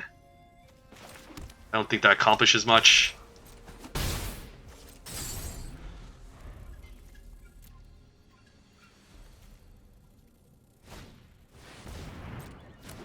So an artifact needs to enter the battlefield for him to generate value. So there's an argument for balancing this again, but I think that's a waste. I think I'm just going to lose this. He just has all these icebergs and this bomb and blew up my guy. Over the Edge, actually. Playable. Yeah, this is the first time, I guess, losing to it. I mean, I did get in for a nice chunky 4. Need double black for Tithing Blade, so I kind of have issues with this. Chupacabra Echo definitely going to keep on top. Do I just use this now? If I use this now, then what happens? I can -5 on this. So it's arguable just using this. I guess I don't have double black anyways, so never mind. I don't even know why I kept this on top then. But I guess the rest of these aren't even cards I care about. Bedrock Tortoise. And he attacks for 5. That's nuts. And it's hexproof? Okay, never mind. I guess I just lose. Alright, good games. I'm just too far behind. I said not to draft blue-green, and look what happened. I get owned by a blue-green deck. But, dude, to be honest, most of his good cards were just the blue cards. The Bedrock Tortoise was an exception. And that Over the Edge actually, yeah, got me. So now I might even consider main decking one of those in my green decks. Destroys target artifact or enchantment for 2 mana at sorcery speed, which is not a bad rate. But it's not a card I want to take up early, maybe late if I was already in green. I'm not sure if I would run 2 copies either. Maybe 2 is still fine against the right decks, but maybe one copy is usually enough.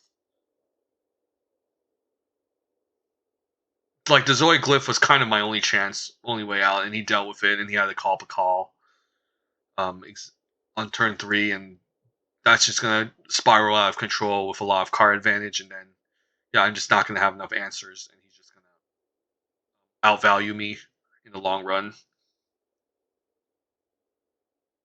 So I might not get 7 with this, which is a shame because I do like this deck.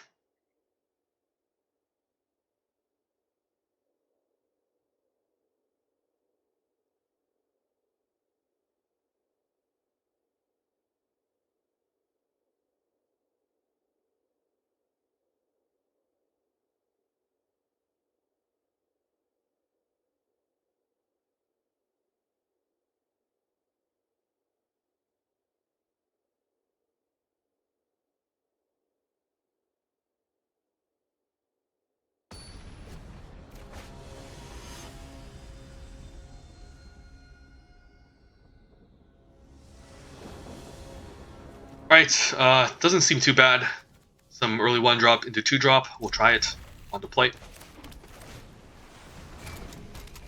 And gives us something we can craft with the Lodestone Needle. Blue-black, okay. Guess it might be a mirror match. Card isn't bad either. Helps enable Descend. Gets you a 4/4 in the late game. Bitter Triumph on an Oaken Siren, okay. That's unexpected. Let's use the puzzle door. I might as well main phase it. Maybe dig for something. Do I need an extra land or Brackish Blunder?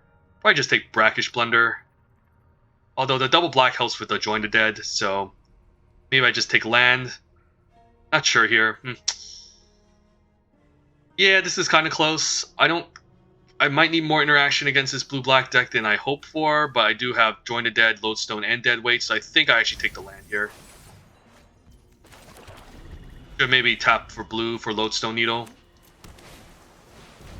Like the Acolytes is kind of whatever. Fine with the Iceberg. And the help land also helps me get to the Iceberg regardless. Ooh, and that's really nice. We get to get a nice 2-for-1 here. Looking Bog we can draw later, and then we get to Self-Mill. That's nice. Almost getting to 8 Descend. So this is kind of a cute combo. Not sure if I want to use removal just yet. Probably not, since this can just hold off both creatures. And even if it makes 1/1s, they can't really block. They're kind of annoying because they can just keep coming back, but I don't really care that much. The alternative is I can another chance get back some creatures. Echo and Oaken Siren. Oaken Siren can maybe activate the Inverted Iceberg next turn. And I do have an artifact in the graveyard, so maybe it's worth just main phasing this and help enabling Descend and getting the Oaken Siren going. So yeah, let's do this and then do this. And I can run out Oaken Siren, transform this into a 6/6 next following turn. It's guaranteed, as opposed to finding a land, so I think this was worth doing. Helps us stay closer to this Ukenbach, especially the lands we milled. Dida Echo, going to draw him a card, but doesn't have Send for flying.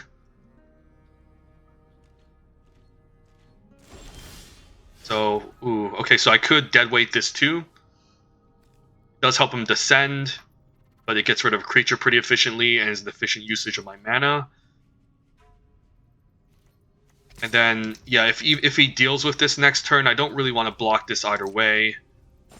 So there's an argument for just using this, and then second main the Iceberg. And this only triggers on his turn. Yeah, we can try this. Spell Artifact. This becomes a real threat.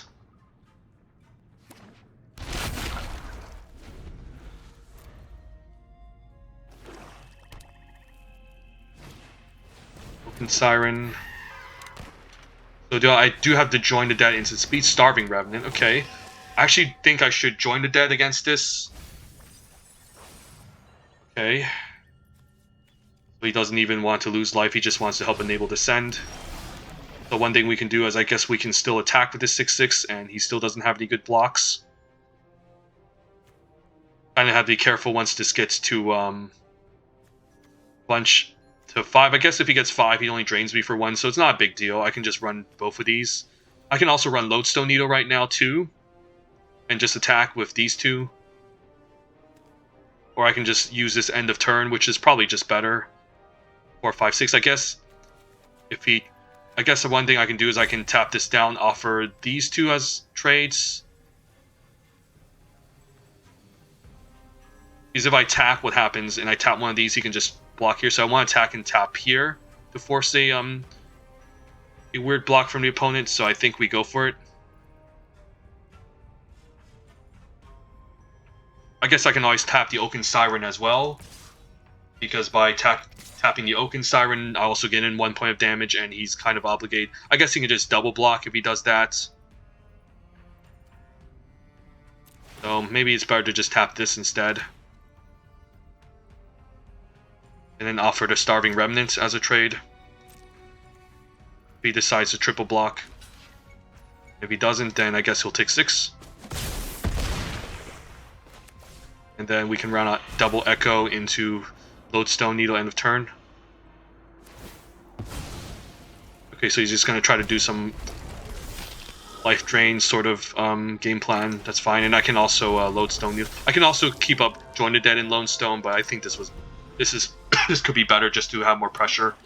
Hopefully he doesn't have the Sweeper, the one that if you have enough permanents, gives -X to the amount of permanents. That would kill everything else except the Iceberg Titan. He might try to do this Restless Reef. Maybe I can lock it down for the turn as well. Trade for it.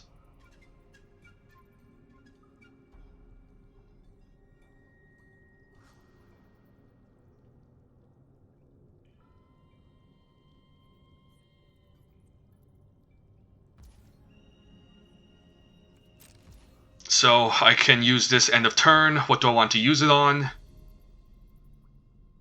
If I use it on the Myconid, then again he might be obligated to block. He might just try to reanimate this and then try to block. I guess by using it on this at least can trade. So I think we go for this on the Starving Remnant. Even though I want this to die. Sure. Get some better attacks across. So we can play land. I can also craft here. Don't have any creatures I really want to craft with.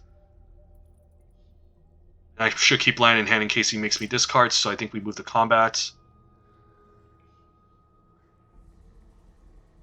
Then I guess he's going to try to animate his land we can kill, but then he's going to start draining us with the Starving Remnants, which can be a problem.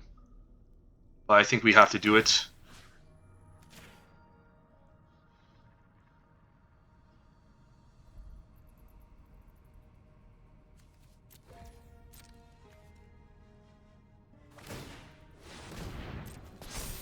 Then I guess I use Join the Dead now.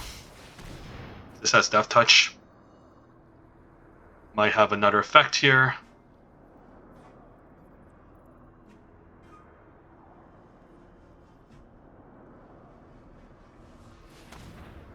Perhaps for black, interesting. You have his own Join the Dead. Sure. But I still get some good attacks in, but although this is going to start draining me now, which is a bit of an issue. So I probably need to start the craft here. Start exploring here, so then maybe I can fly across.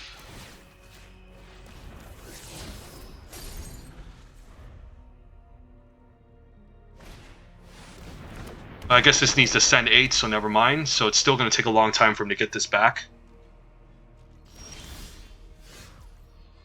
Waterwind Scouts. Let's just keep exploring. In Sage of Days, if I put this in the graveyard, then I'm getting closer to casting Ukenbach. Yeah, I think I'm fine putting this in the grave. Then I can do this. Then I think just keep exploring.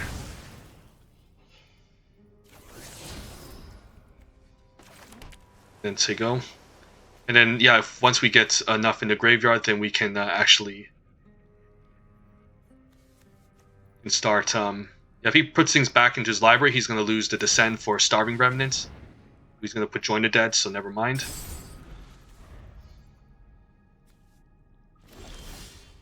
Iceberg, so that can now enable Ukenbach. Or I can just make a 6/6, which is probably just better. That can tap things down and get some good attacks. Ooh, I can also, I guess, Zoetic Glyph too. So which one do I want to do? Probably use Ukenbach, because I can then force him to start blocking. Then I can still explore. Although I'm at 11, so I have to be careful here. I guess it will... yeah, I guess there's a finality counter, so the problem is that it's going to die. Huh. So maybe if I just keep growing this, maybe that's okay, or maybe I need to grow my flyer. Maybe that's the game plan. I need to win with flying. I need to be careful not to overdraw. He realizes I have 10 cards, so maybe his game plan is to mill me now and then just try to survive. Which I think he will. In the long run, obviously. So, yeah, we'll say go.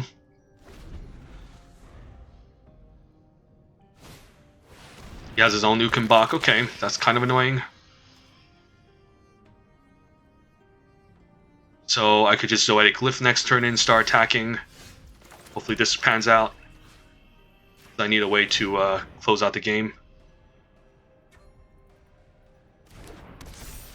Fine, attacking for 6. And then I think I should start loading up Explore here.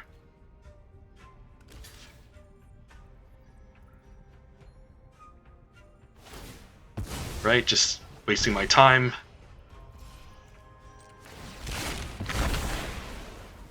Guess I don't have that many artifacts. Huh. That's kind of awkward. But I think it's worth still doing. Because, yeah, I don't think... I should explore first, I guess, and then made the 6/6. So that was a bit of a misplay as well.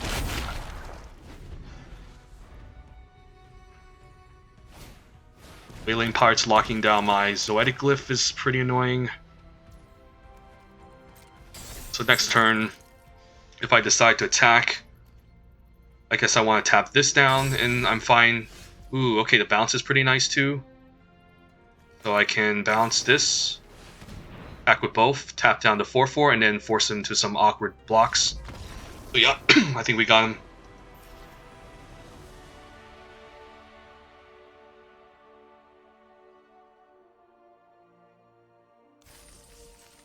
Okay, so one more win and we can land 7 with this blue-black deck. Show that it's possible to definitely get to 7 with black. Worst color. For the set, at the very least.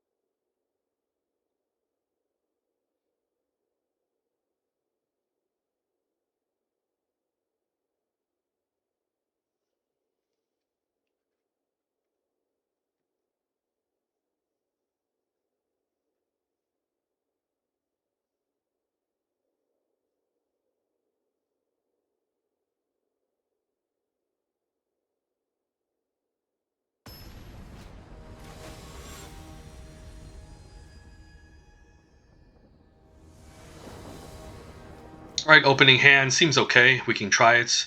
Again, not a fan of another chance opening hand, but if we can get to 4, land 5, we should be good. Early interaction with Deadweight. And I think I gotta kill this immediately before it starts just scrying and gaining him a million life.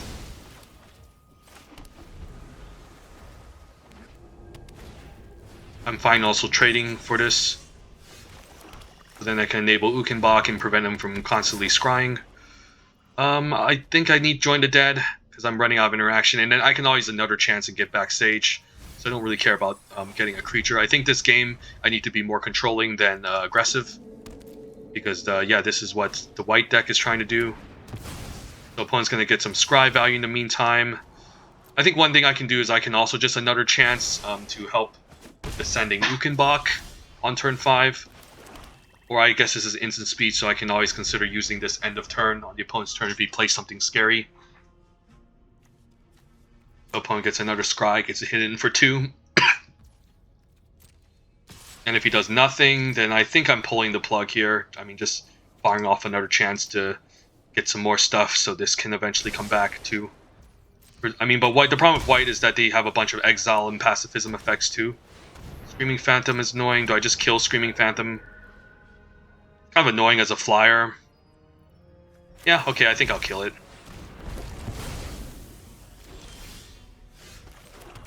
Then we have Ukenbach, which can start beating down.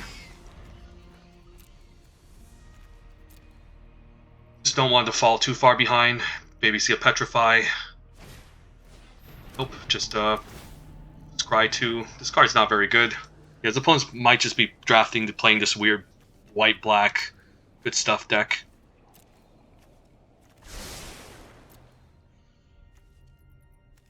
Hopefully no pacifism. He has a removal for this, that's also fine. Just cycles away a creature, so okay. Guess not too concerned. He would need to double block because it has Menace. If I another chance here, is there a chance I can get a 2-drop I can replay? I think I just say go, and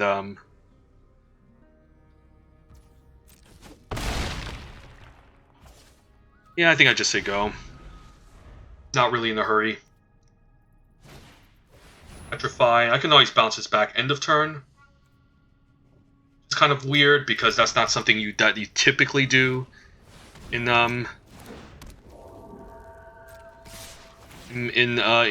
this game. I think it's fine enough given that this is such a powerful threat and I can recur it. So let's try something very outside, so to speak.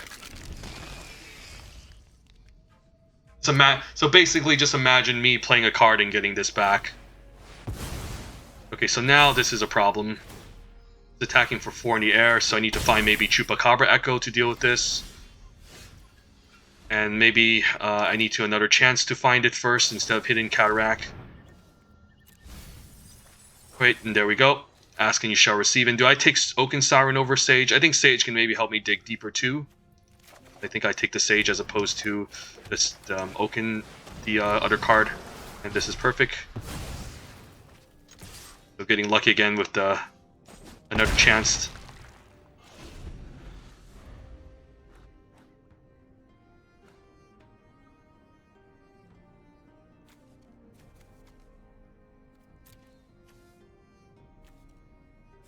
If he crafts with this, he's no artifacts in the graveyard, so he would need to destroy his own creature. Tithing Blade, probably just sacrifice Echo. This has 4 to send, so it's going to take a bit longer to get back. And if this keeps hitting in for 6, that's going to be problematic. And we can even Deadweight if we wanted to. Just so Sage of Days can maybe get a good attack in this turn, so maybe that's fine. Don't think it matters. I can also use this, but this could end up as a non-creature spell, and I'd rather just deploy the Sage of Days. Yeah, I'll keep a Tithing Blade on top.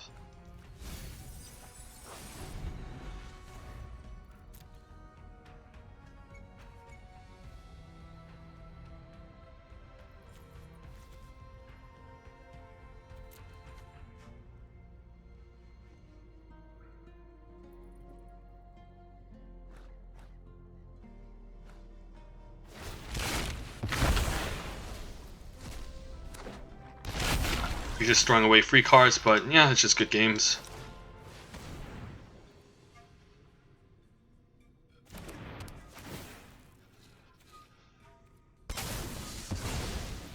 Not sure if I should have gave him the treasure, but I don't think that matters.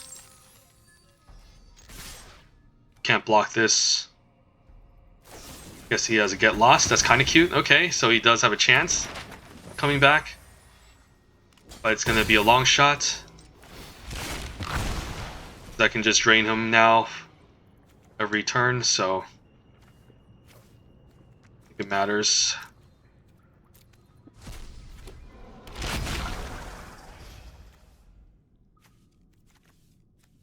Running to get lost. This card's worth money in real life and is good in other formats because it's just really nice as an instant speed destroy effect. However, the opponent still gets 2 map treasure tokens. I mean, map tokens, not map treasure tokens. So they get to essentially just yeah, they can just essentially just grow their guys even larger.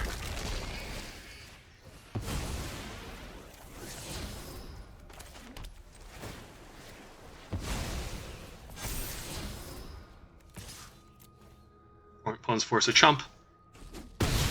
So that's why the map tokens aren't giving your opponents map tokens isn't good, even though this destroys a creature.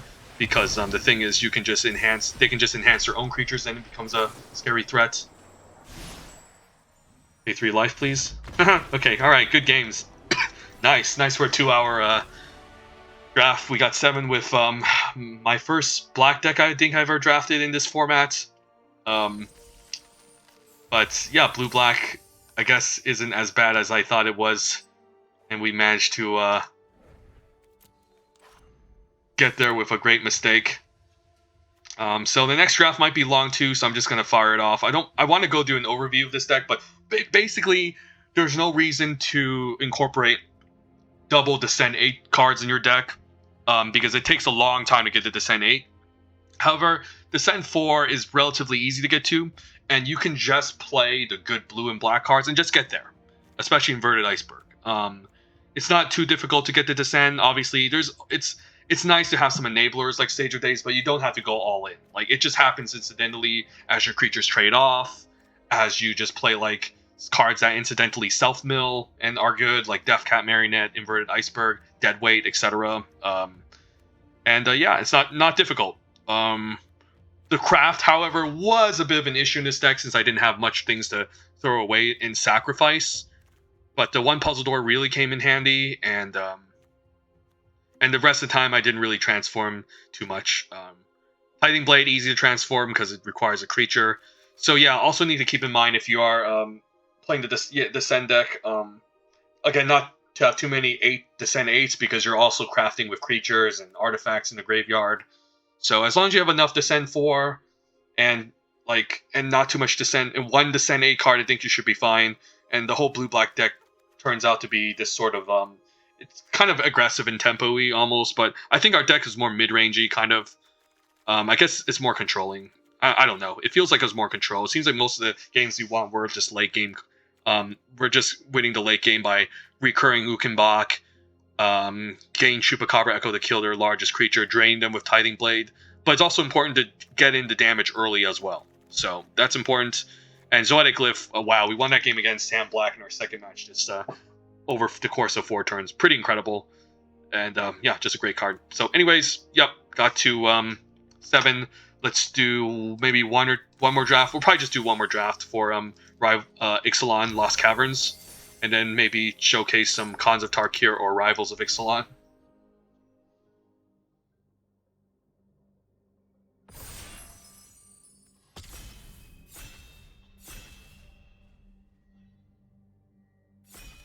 I'm also beginning to like red more than white in this set too, given that red pairs well with green and blue better than white with red. It's interesting. Pack one, pick one. Braided Net is not all that great. Playable, but not that great. It's once you get 4 counters, it's not that great. I don't know why. It's just sure it taps things down, but it's okay. The more that I think about this. So you pay 4 mana to draw a bunch of cards. The thing about blue in this set is that you're just drawing cards anyways, so I don't really care about the artifact half of it. I'd rather have my artifact become a creature. And then this is not too different from Lodestone Needle, honestly. Lodestone Needle obviously doesn't have 4 ways to tap things, 4 turns to tap something down, but you can just start gaining counters from Explore, which is probably better. I don't think this card's that great. Probably just take Oaken Siren here. This card looks really innocuous, but it's actually really strong. 1/2 Vigilance, so it can attack well, and if you put a counter, it's even better. And then you can after you attack, you can also tap this for artifact mana. And sometimes you can just keep up the artifact mana and then the opponent wouldn't even will forget that you have blue mana open. You can do some neat flashy stuff. So we'll take Oaken Siren. Not a very exciting first pick, but I think it's a good card. Okay, after taking Oaken Siren, we have a choice between Dreadmaw's Ire, Tithing Blade, Goblin Raider, and the Armored Kincaller. I'm probably not going to take Kincaller or Tithing Blade this early, given that I'm not doing Dinos, and the only good green deck in the format is Dinos, and not taking Tithing Blade because it's a black card, and I'd rather pair blue with something else before I jump into blue-black. So I'll probably just take Dreadmaw's Ire. It's an uncommon, so it's easier to get, harder to get than Goblin Tomb Raider. And this can be a powerful 2-for-1. If the opponent blocks a creature, you can save a creature from combat, giving it +2/+2. And if it manages to trample over, you can destroy a target artifact. So it can be really powerful. This card, and is really efficient.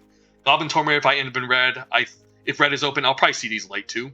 But this is red's best creature at common. Very innocuous, i.e. harmless, just like the Oaken Siren.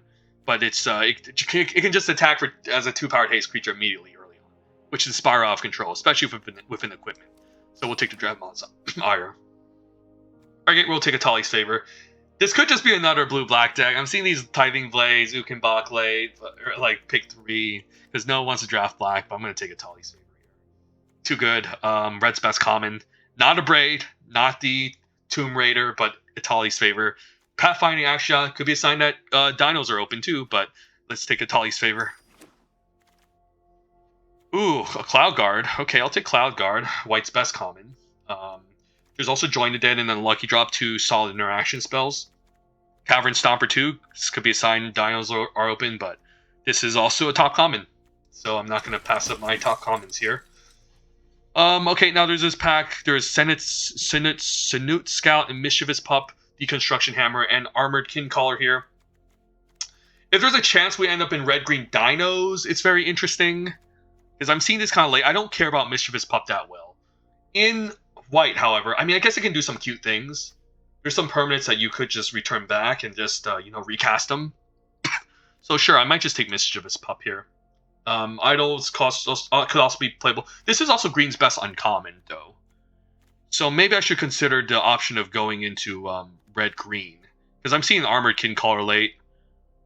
Pup is nice, but it's not necessary. I'm going to take Senate Scout. This is green's best uncommon for a reason. Let's see if green is open, and we can maybe take a dive into red-green. If not, we could just take the Sunshot Militia. Solid 2-drop. Also, don't mind Ancestor's Aid, actually, too. I also like this combat trick. If you end up in red aggro, which is basically every red aggro deck. So it's arguable to just take this over this. This has more synergy. This kind of guarantees kind of a way to burn the opponent out. I can probably get one of these later. I think it's better to get the creature, perhaps. They're both close. I don't know. I'll just take the Militia. And Staggering Size late. There's also a Deconstruction Hammer late, too. I think this is better than Deconstruction Hammer. I'm also not a big fan of white unless I see Miner's Guidewings early. I'll take Staggering Size. It can be really brutal if you get blown out by this, and it's a lot of damage. So, all right, pretty late Duskrow's Reliquary and late Deconstruction Hammer. So it looks like maybe blue is cut off from this draft, and we're dangling our carrots. I'm not even sure why I said that metaphor with red, white, and white, green. Okay, I can take a Sandwing, sure. Also, I think Hunter's Blowgun is not as bad as it seems either. But this is usually a card you can get later. And I'll never play 2 copies of this, but if you think about it, giving your creature's Death Touch while it attacks is not that bad. It's an artifact to help enable some synergies, and it's not that difficult to get going. And it also gives your equipped creature reach, in case you come across problematic flyers. But I'll take the Sunwing.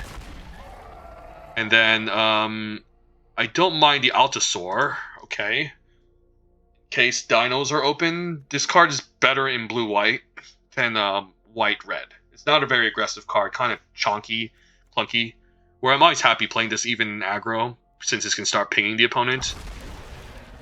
Let's take this, and I guess I take a second one. 2 copies could be fine. I can get behind 2 Pang Altasaur. It's pretty late on Lucky Drop, too. I don't care about this Archaeologist. Doesn't mean blue's open, but I'll keep it in mind. It's just better than Archaeologist, which I can always get later. And Hunter's Blowgun. I'm happy playing a copy. Yeah, not a bad card.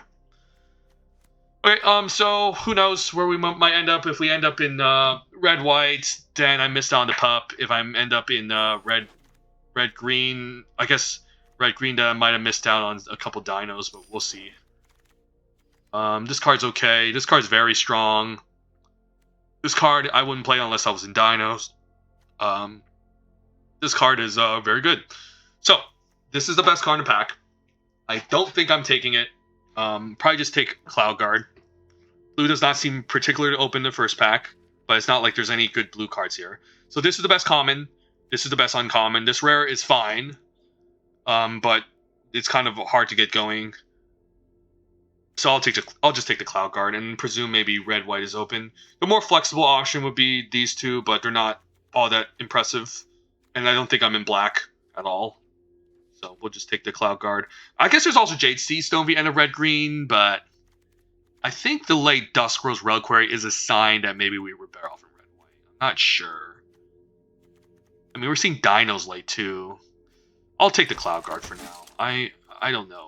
This is a dino, but it's not all that impressive. It's hard to cast. It's not, trust me, it's not that impressive. I do like Waterwind Scout. This uncommon is okay. It's just worse than Cloud Guard. Because it needs to attack to get this thing going. I guess this can be powerful if you attack and tap 2 and tap targets. But I think I like the Waterwind Scout. Maybe blue is an option now. Seeing this get passed. Like, if red white's open, I'll see this. I'm not concerned of anyone taking this multicolor card. We'll see. Okay, there's another Oaken Siren. There is Kinjali's Dawn Runner. The red cards are medium too. Didn't see blue in the first pack, so maybe this is the pack where I need to just take all the blue cards, and then the third pack is the one where I figure out what my color is. So maybe if I cut off enough blue in this direction, I can draft like blue white or blue red, which I'd rather do, because this is just the best card in the pack anyways. So I'll just take it. Okay, Rune Lurker back is insane. Waterwind Scout's also incredible. I think I just take Rune Lurker. Or Waterwind. I don't know. Both. I think I just take Waterwind, right? Both of these cards are absolutely incredible. We're seeing more red than. I don't know. We saw white in the previous pack. Less blue. So if we call off enough. I don't know if we should just call off enough blue. This is just a really good card. I'm going to take Rune Lurker back. This card's this is white's best uncommon. It's almost like mythic tier. I hate to say it. Okay, now I'll take Miner's Guidewing. There's also this card here, this card, but we'll take Guidewing. And then, ooh, wow, okay, Springload Sawblaze is a good sign that white is our primary color, so I'll take it here. Chupacabra Echo, awesome too, staggering size, but okay, I can safely say we're main base white, even if a late market gnome.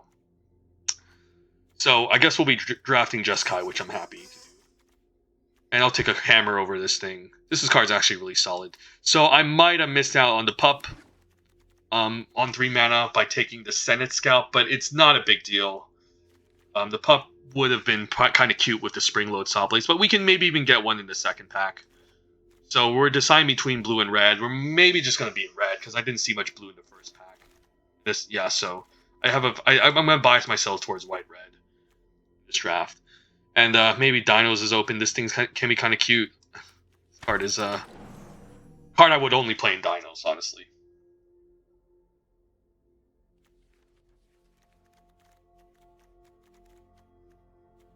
And we saw the hybrid red-white card go around as well.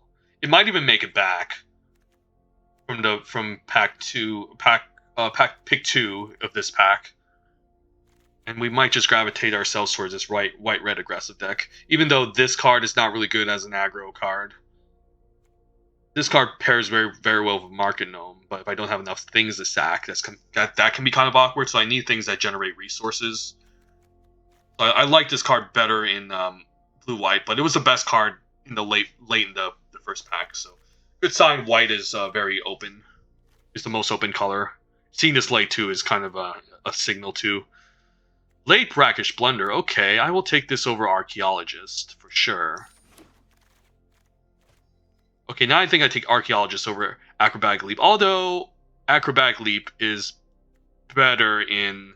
This is better in blue-white, this is better in red-white. I think I take this finally. Because I feel like there's a chance I end up blue. Acrobatic Leap, I can take it or leave it. There's some pump spells in red already. Play a random 3-drop that can make 1/1s. This has some synergy with the 1/1 tokens too. I'm not sure which one to actually take. Lure Fire can be kind of cute. I don't know. It doesn't matter. It's just they're all filler. Same with this one. Maybe it's blue-white. Seeing a late Brackish Blunder. This card is very good. This card's fine. This card's good too, but not as good as this. This card's good. Yeah, I'll take it. There's no red cards I care about. The white. This is too safe, and we did see late in the first pack, but this card is just nutty. So when we cast an instant spell from your hand, it gains rebound, so you can just cast it like for free on your upkeep. When it dies, it becomes a land with 3 time counters, and then if you pay enough time counter, tap it like 3 times, remove the time counters. You can activate the second ability, which can just transform this back. So it just keeps coming back. It's annoying. It's a great card. I'm gonna take it.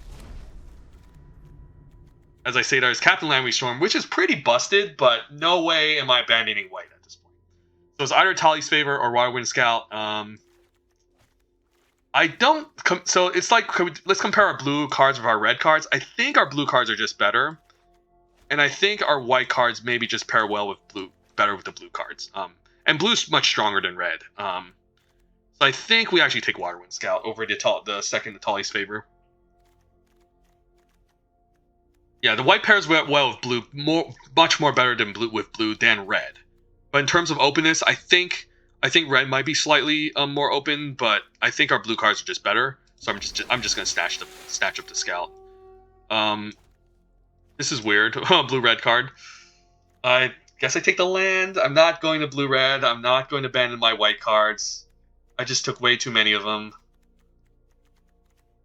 There's a chance I end up in red, white, blue, white, red, and I should take this, but maybe I just take one of these cards here. Thousand Moons is kind of a fine card I could play. This is a 2-mana 2/2. Belligerent's kind of cute though.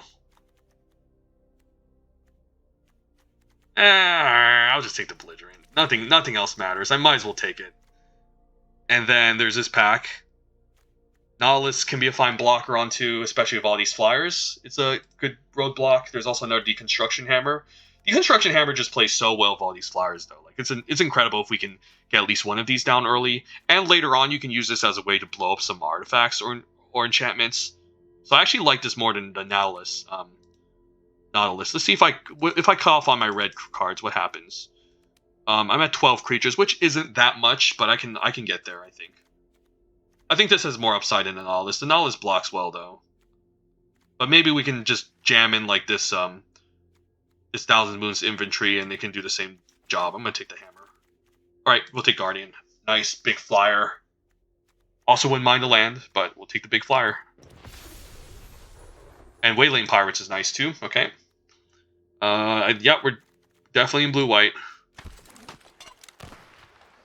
And no white cards I'm impressed with. Could take Compass Gnome.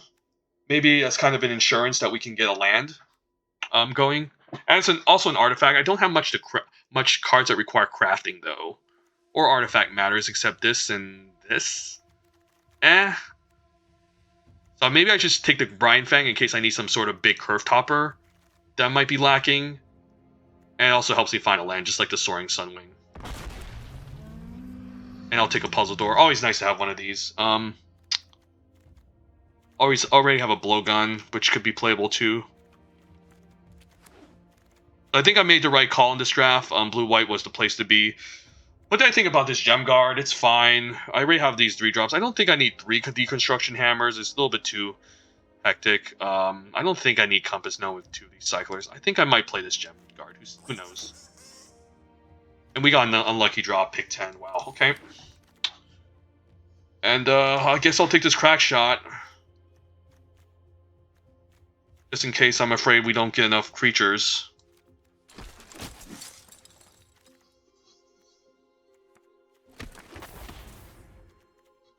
So we need to reevaluate this deck. A lot of 4s, not many 3s. So I could jam in like maybe some 3-drops here just to fill out the curve. I don't need to play Brine Fang, it's just too clunky. Soaring Sandwing I might like because it gives me more evasion. This deck, which is always nice, and I've actually found this card to be quite decent too. It blocks well, it flies, and it gains you life. So I think this is a lot better than the Brine Fang.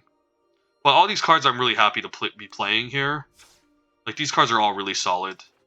Like the weakest card is probably Puzzle Door and the Construction Hammers, but everything else I think is pretty good. The Archaeologist is kind of weak too. So let's see, if I cut all of these cards, what happens? Then what gaps do I need to fill? How good is the Deconstruction Hammer? Deconstruction Hammer is really good with Flyers, really good with Rune Lurker Bat, very good Siren, very good with Wirewind Scout, good with the Oathhead Cloud Guard. I think I take 2 of them, so it makes me more likely to get them early on. Okay, so that's covered. I have only 13 creatures, but that's okay. That's like the minimum amount of creatures you have. So I can always just jam in one of these creatures here, which I don't mind. So I want Thousand Moons Crackshot. It's better if you're attacking on the ground. But if you're flying, you already have a lot of evasion, and if this is forced to attack and pay the cost, it's pretty easy to block. This is a card you need with like lots of combat tricks, like Dranma's Ire or Ancestor's Aid. And if we're not playing that, this card's not that great, so I'll rule this out. Our 3 has a bit of a gap. Which 3-drop is better, the Okinek How or the Thousand Moons Infantry? This is a better blocker because it gets the extra 1 toughness. This has a bit of a much more important late game mana sink if you flood out. It makes 1/1s, and the 3/3 body is not really that bad on turn 3. And it makes artifact creatures, so makes 1/1s. We do have some token makers already. 1, 2, 3, 4. And like this Cloud Guard. Cloud Guard is so good with guarding because it just like gives an extra body too. But maybe this is kind of extra insurance. To just have some extra trees. The other cards I can look at, I don't care about the Gem Guard because I'm stuck on 4 with better cards. This can get balanced. There's Archaeologist. I don't have any 5s. This can get back an Artifact or Scry 3 in the late game, which can help me get some advantage going. This can end up in the graveyard. I can always get back if it exiles a creature. I don't have that much craft either, so it's not like I just exile all these. It's like one of them will stay in the graveyard. This I can also, funny enough, get back with the Archaeologist in case this gets answered, which doesn't happen too often. I can get this back. I can get back my vehicle if it ends up dying. Siren, I'm not sure if I want to get back in the late game, but could be takeable. So this has some synergy, so I could consider this, and I don't have anything on 5. There's also the Puzzle Door, which also helps us search, and I'm a big fan of having at least one of these in decks with lots of crafting. I don't have a lot of crafting, however, but this works well with the Oathhead Archaeologist. There's also Blow Dark Gun, also I talked about this card. Not sure if I need that many equipments. Maybe 2's fine. But maybe it's fine just taking this anyways, just as a way to smooth out my curve, which I'm always happy to have. Especially if I'm missing land drops or I'm flooding the late game, this can be some kind of insurance. And then, what card do I just take out of this pile? I can take a 3-drop to help me block because I have a bit of a gap.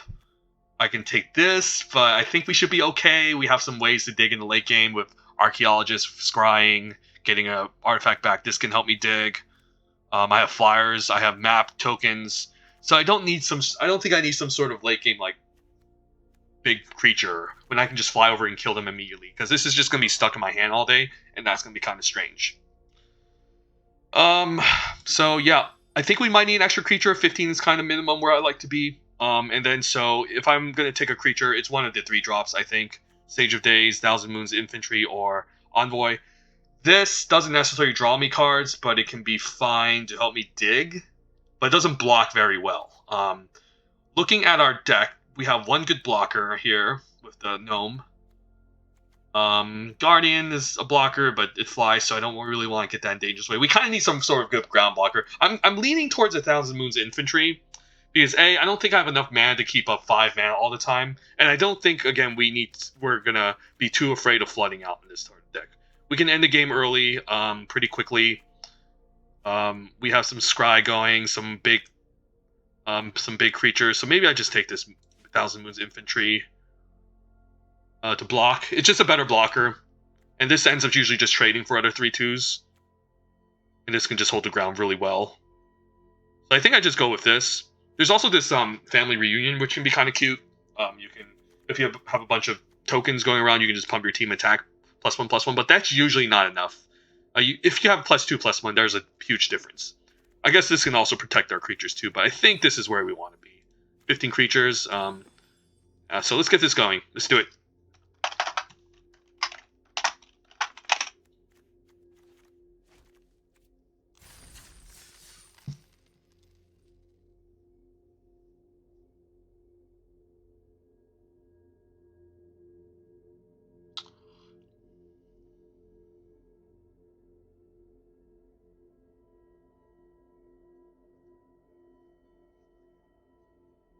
And given our creatures have a lot of evasion, giving them Death Touch is really not necessary. Like I get it, there's big creatures in this set that have reach. Not too many though, besides Spider and the but Spiders, you can easily attack past that if you explore enough. I might just keep this. I don't have blue mana, but we'll draw into it, and this is a nice open with Rune Lurker and Mark and Gnome. Mark and Gnome can help block while Rune Lurker Bat just gets in some attacks. What am I about to say? Spyglass Siren is good too. I guess I don't want to attack now. And then maybe just deploy enough stuff. I guess one thing we can do is next turn, can we run out the Guardian? Probably not, because I need 4 things to tap. So I would need blue mana to really make this sufficient next turn. No counter, please? Okay, gets a counter, so he can just stay back. And I think that's what he's going to do. I think he should bottom this too. I don't care about having a 3/3. I might be thinking of keeping it. Nah, I wouldn't keep this. Okay. Tax. Okay, I guess I'll just hit me for 1, and then yeah, that's nice because now I can Waterwind Scout. So that was a really good top deck, and I can just deploy this out early next turn and start going to town. Question is, do I want to trade for the 2/2? Probably not, because my game plan is to win in the air anyways, and I need as many flyers to close out. Don't care about this either. I can take a hit from this. So what's the game plan? Ooh, Cloud Guard. I can even go Cloud Guard here. Maybe now offer to trade.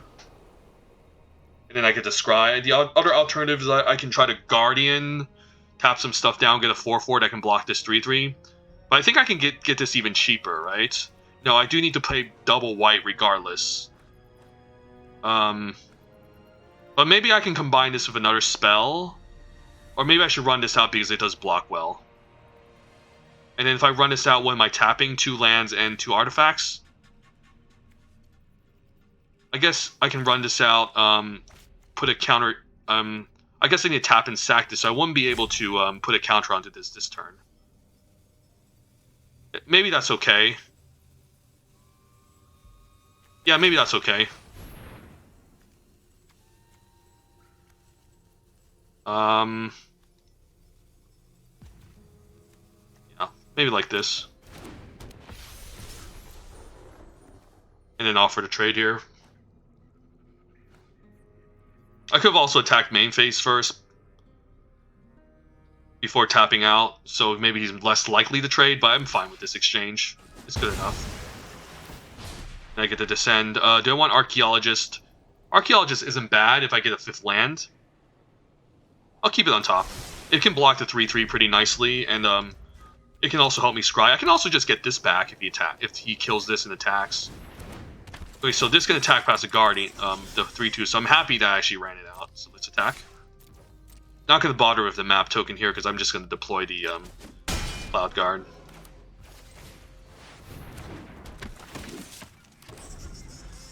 So yeah, we're just going off with just 4 lands. It's kind of absurd. So we can attack this turn. If he has a trick, we can always bounce. He does get a 1/1 token back, but I don't care. That's okay. A quicksand, that sucks, okay. So maybe the plan now is to put a counter here and then attack. Okay, so he's just gonna lock all my flyers down, sure. And I think I chump here, so if I get a land, I can just get this back for value, which can be kind of cute. It also helps me dig, so prevents 3.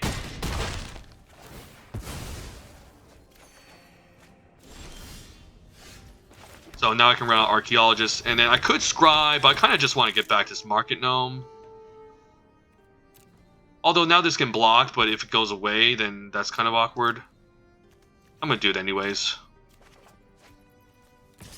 I'm fine. Am I fine trading this? Probably okay.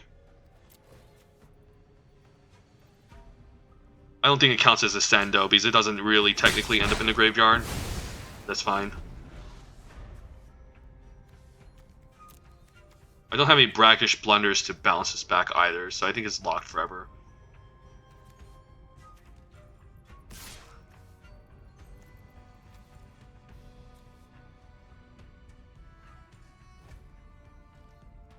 So if he passes a turn, I'm gonna attack here. Cloud Guard. I'm still gonna attack. I'm fine with the double block here.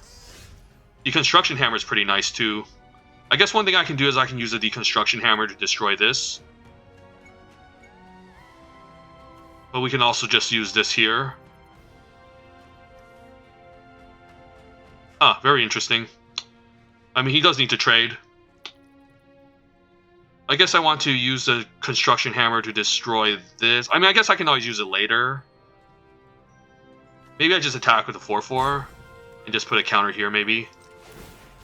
And see if he wants to offer to trade. Nope, so maybe just Deconstruction Hammer, Market Gnome. I guess I can always just stay back and then use a hammer to destroy this and then trade. Or maybe it's fine offering to trade here now and then moving the hammer here. So I can destroy this if this trades off.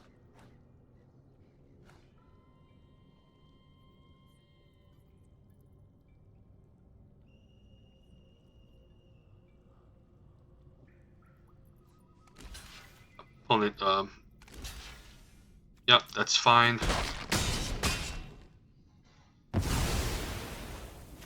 So some nice value here. Now I can equip here. And then destroy this next turn, and then we can equip the hammer here and attack. And then we should be ahead in the race, because he's lower on life than us. Master's Guide Mural. Okay, so maybe I need to destroy this instead. That kind of sucks.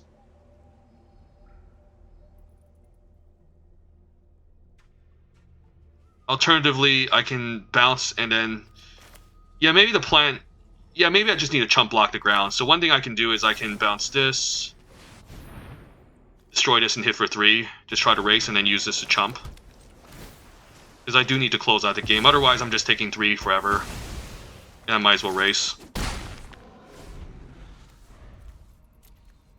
This also requires 7 mana to craft. He just needs 1 more land, though. But no artifacts. Yeah, he has no artifacts in the battlefield or the graveyard, so... Opponent either has to stay back from taking too much damage or has to race. Do you have another removal? Nope, 1,000 Moons is okay. I can block. Ooh, and then, yeah, we got our big boy.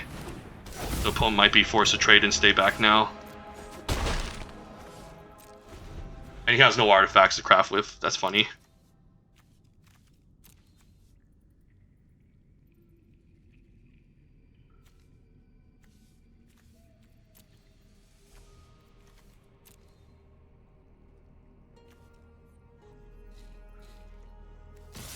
Attacks? Okay, I'm not blocking the flyer. I'll definitely block here. That's very interesting. Okay. That's kind of unsuspected, to be honest. Okay, Duskrow's Reliquary. I guess now I can exile this flyer. Or exile target artifact. Let's move to combat first and see what this guy has. Probably some sort of annoying cog. Okay, just to slow me down. That's fine. It's gonna be bad in the long run for him, so let's just do this now.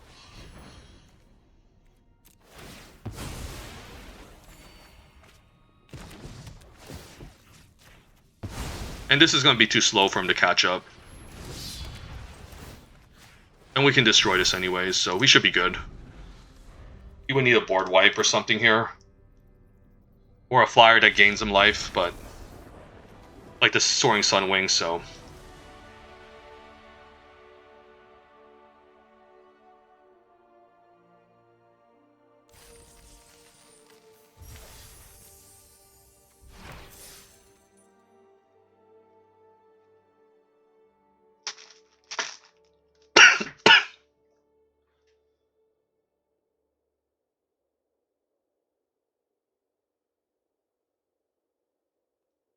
Sorry for the cough. Been kind of chronic. With all these allergies going on.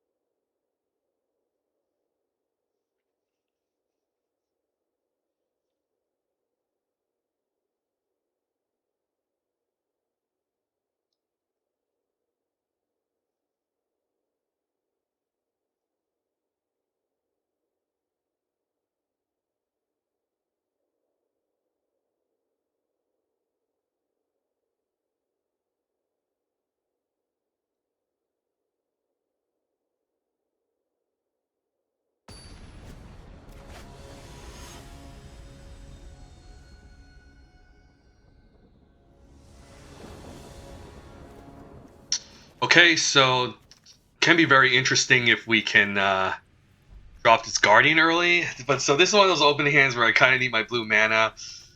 And if not, and I guess 3 lands can suffice because I'll have this a tap and then another land. I'll try it.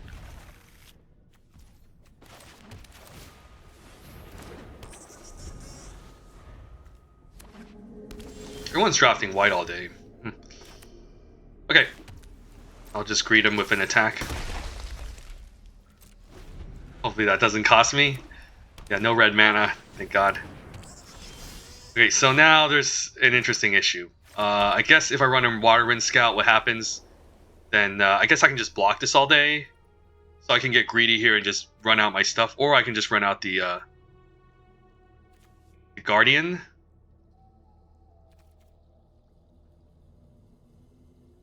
Not sure. I'll just run out the Waterwind Scout. I guess I need to tap 4, never mind. So I couldn't have cheated this out, so maybe this wasn't a right keep. I like the fact that this can block. He gets scry value, but I don't really mind. Not too concerning at this stage. So I probably need to deploy my flyers first in case he has removal, so he doesn't use it, fire it off on the Guardian immediately. So yeah, let's run out the Cloud Guard.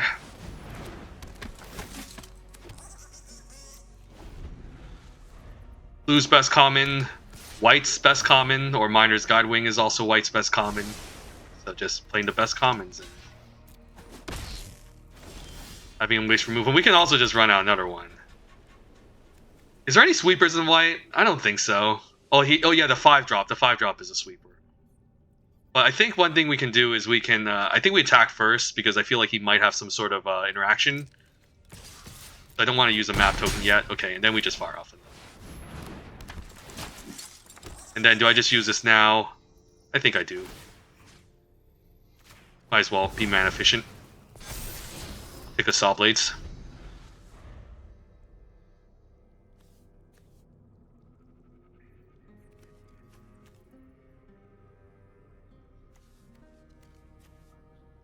I don't think I run this out next turn because if he has the mythic, the broken card I was talking about, the whatchamacallit, I forgot. It's a 5 mana that sweeps everything and the opponent keeps something with like 2 power. I'm not going to run this out into it. So gotta be careful. And he can play next turn. It's one of the best rares in the set too.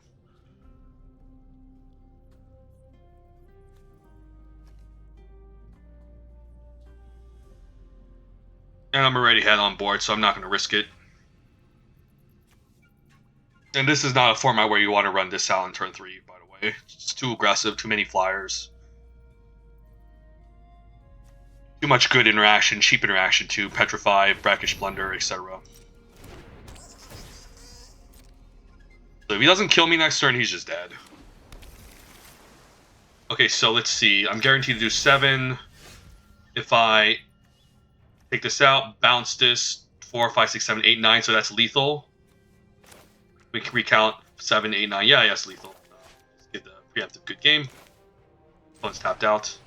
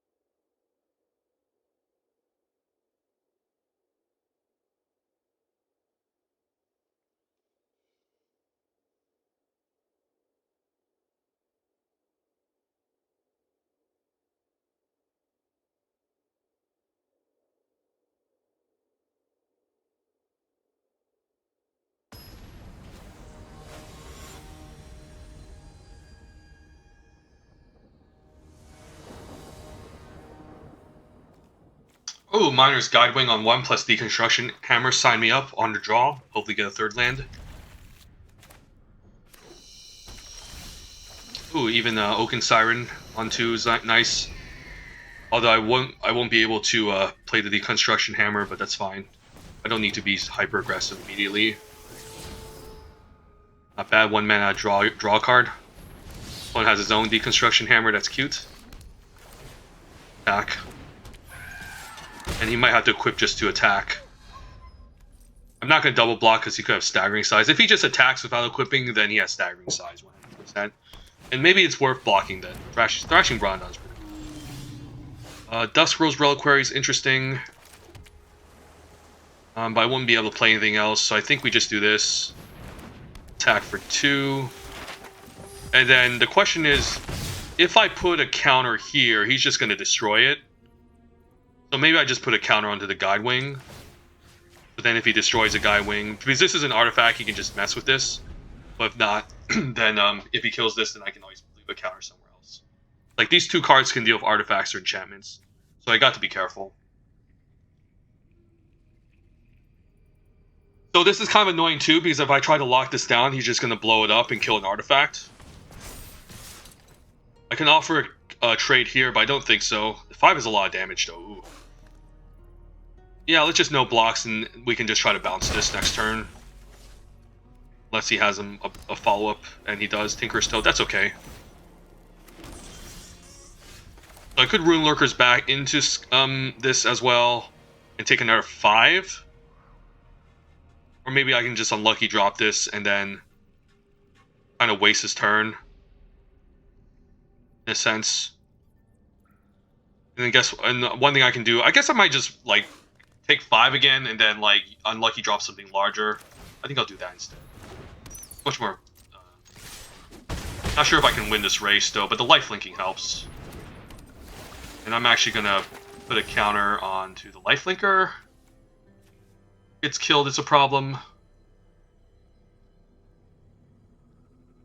I'd rather just put in a Guidewing, right?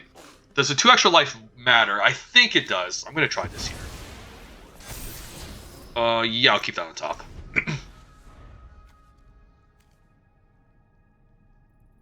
If he attacks with a 1/1, that implies he has a trick, so I will block with a Guide Wing and a Water Wind Scout. And then if I can explore here again, I can get a 3/3 lifelinker.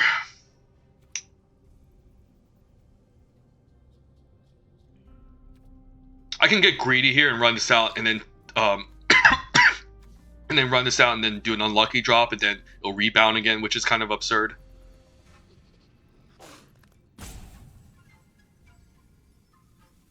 This deck is absurd too.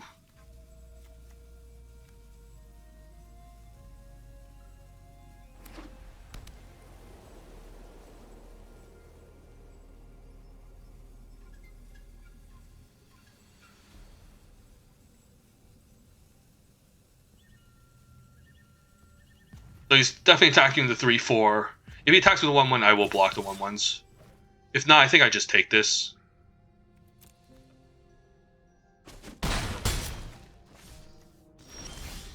And then he might have some sort of fight effect. I can always unlucky drop, so I don't want to run this out first.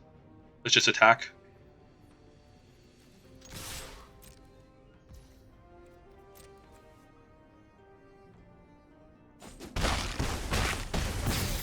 He might be saving a removal spell for this, but I'll just play it because it has the highest upside.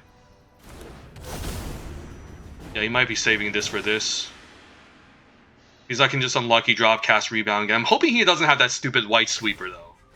That would suck, but I would still keep a flyer. I'm not blocking any of this. I guess I can always block here. I think I should be okay if I don't block. I should block the 1/1s, though, but not these. If he doubles staggering size, am I dead? That'll be, staggering size is +4, right? So 7. Yeah, I should be dead, so I need to be careful. Maybe I should just block and offer a trade.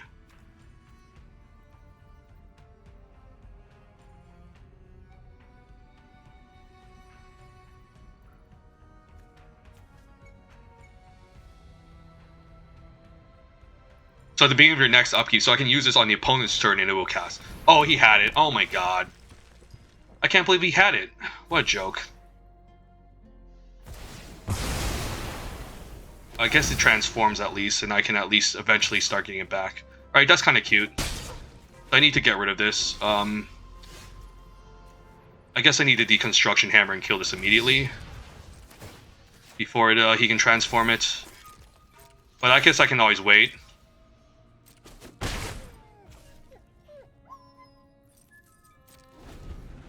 And I'm ahead in life, so I should be okay. Yeah, he had this stupid card anyways. One thing he could have done was, like, kept my, blow up his guy first, kill my, no, he should have kept my artifact guy around and then blow it up and then kill it.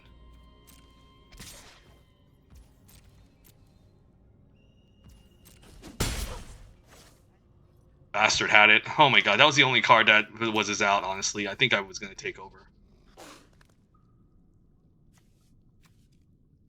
I can just kill this with this. And might as well do it. I don't think there's any 1/1 hexproof that I need to worry about. Puzzle Door is interesting, so it'll be hitting me for 2. I'm not sure if I even want to bounce it, to be honest. Let's just do this. Land.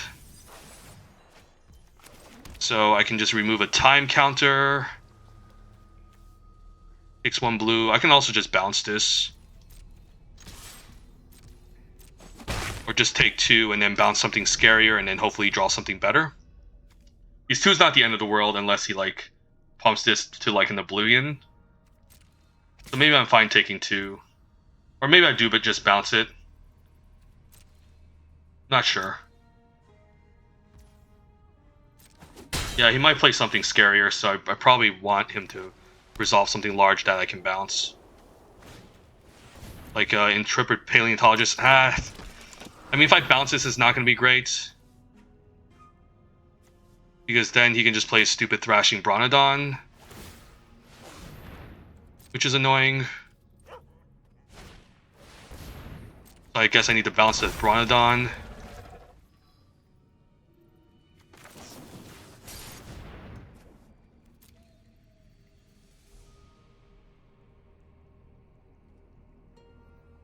He has ways to mess with my artifacts too, so this is kind of a an awkward card as well. Okay, the Archaeologist is good. So what can I get back with the Archaeologist? I can get back the Hammer, which is not bad.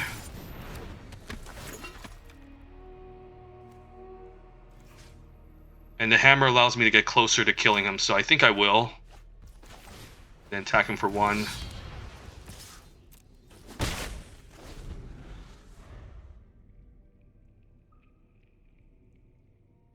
Wow, I can already transform this next turn. That's crazy. This card's so stupid. I didn't even have to tap this. I mean, I guess if I tapped this and used it, it was just going to transform anyways. You could have a staggering size. I'd be dead though if I had a staggering. If he has staggering size. But like this is kind of like my only way out. I feel like staggering size here and I'm dead. But like this is my only way out. I have to block here. No staggering size, please. He would staggering size here and kill me. Okay, the blast is fine. Actually, not fine, but something I still have to do. He runs this out.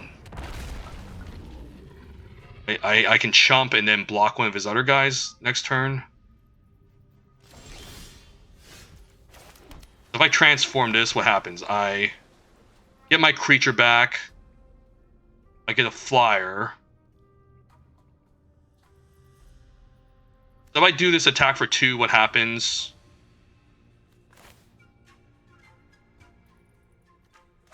I have to trade this off. If I make the flyer, there's a chance that I can just chump and then win with the flyer. So I think I do that. Well, it becomes tapped, right? No, it just becomes a creature. Let's try this out. It becomes tapped. That's so stupid. Oh my god, that's so dumb. Okay, so now what? I guess I need to Dusk Rose, destroy my hammer, and then chump, and then try to go for the win.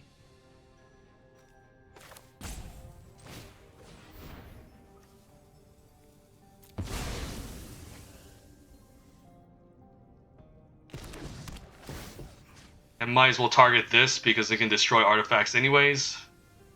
And then he would need to tap this guy to destroy it. So he can just do this in response, which is fine. As ward anyway, so he'll lose it. And then I just chump here and then attack for 4. And hopefully that's enough. I guess he can buy it back with the Paleontologist. But that's not going to do it because this is just a ground creature. So he really needs to kill this. So I think I made the right play. I just can't believe this comes in tapped.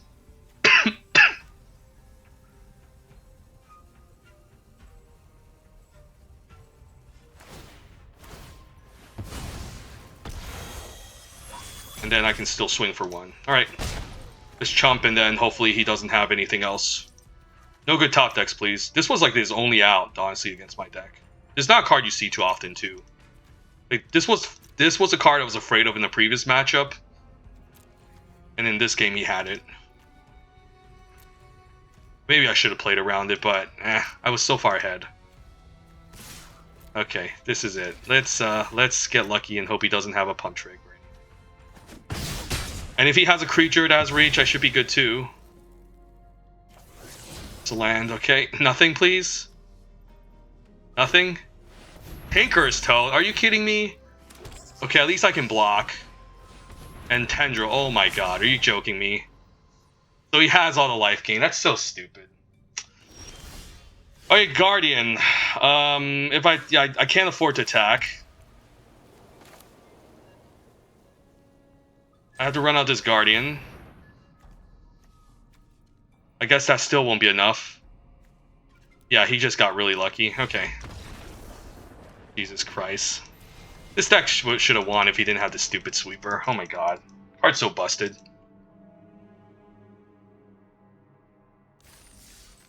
Alright, let's try to recover. And hopefully not face against another opponent with that unstable Glyph Bridge.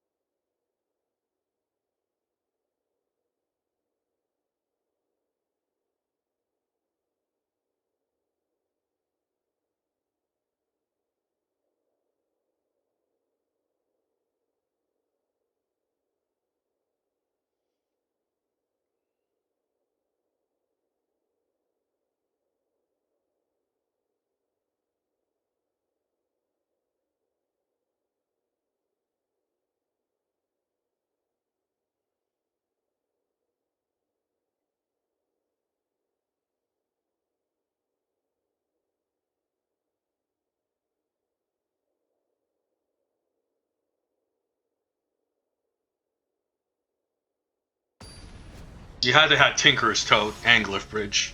Jeez. Alright, this hand, I can puzzle door, maybe find something. I'll try it. That's the most exciting. I do really wish I had some sort of evasive flyer on turn 1. And I'll probably use the blue mana in case I get... oh, never mind. We'll just do this instead. How about flyer on turn 2? That's even better. Probably just Construction Hammer, smash for 2. And then we can use the... We can also just use this first, honestly. Yeah, I guess I don't mind. Don't want to probably use white mana. Ooh, Rune Lurker. That's really nice. Do I want the Unlucky drop, though? Plays this. He has Hexproof Merfolk. So he's just going to make 1/1 Merfolks all day. But we can just gain life to offset it. Let's just do that. Kind of funny because I want to get the Construction Hammer going. And I use white mana when I should use blue. Okay, whatever. I'm still going to get Descend value here. It's down 1 damage, but we'll get some value. I'll keep this on top. The next turn, I can, yeah, I can just double spell, or I can just run this out.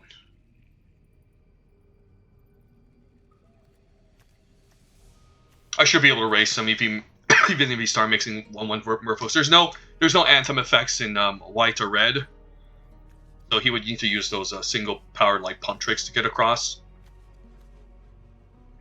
This is kind of a cute little card. Like, if you get this early, it can be kind of cute. But...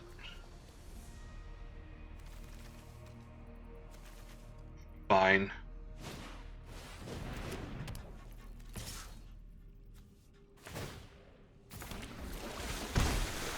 Eventually, we can just get this Deconstruction Hammer equipped as well.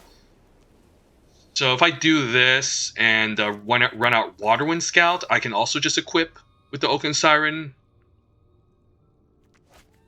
But I don't think that's necessary. Let's just get more pressure going. Because I would have to tap the Oaken Siren and I don't get the attack in. Not sure if I even want to block this Hexproof token. Unless he has some... I don't think there's any enchantments. I guess there's a Tali Saver, but he can't fly over with this. Like, there's no enchantments in this set that grant flying, so I don't really care.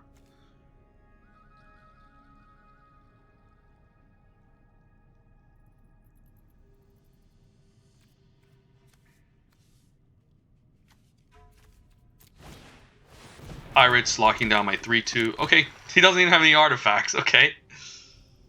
Yeah, I guess that's nice. Okay. So maybe I just get the Talented Hammer. Or I guess I'm Waterwind Scout, Explore. Waterwind Scout Gnome can also work. I guess that's fine too. Or I can hammer and then attack and then equip second main. Or I can just use a map treasure token. I think it's better to get a ground blocker going. And just do this. And then boom, boom, boom. Boom. And I don't have to care about any sweepers, I don't think. There's a sweeper in red with the cave, but nothing in blue, so let's just start looking onto this guy. Or not.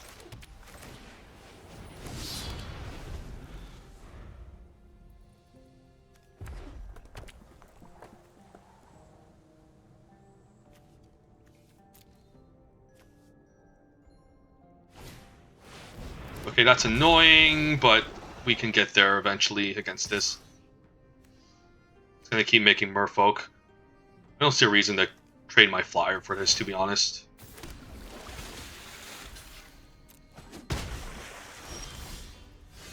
So I'll probably just scry here, because I can't attack past this anyways.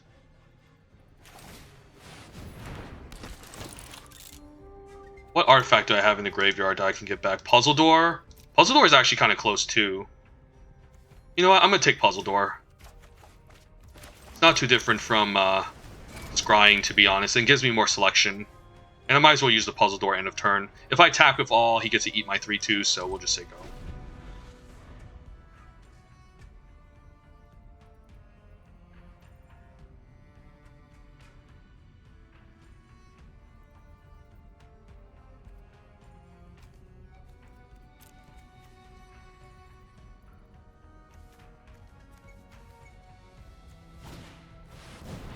Opponent's playing a bunch of janky cards. Deep-Root Pilgrimage, Herald, Minecart, all jank.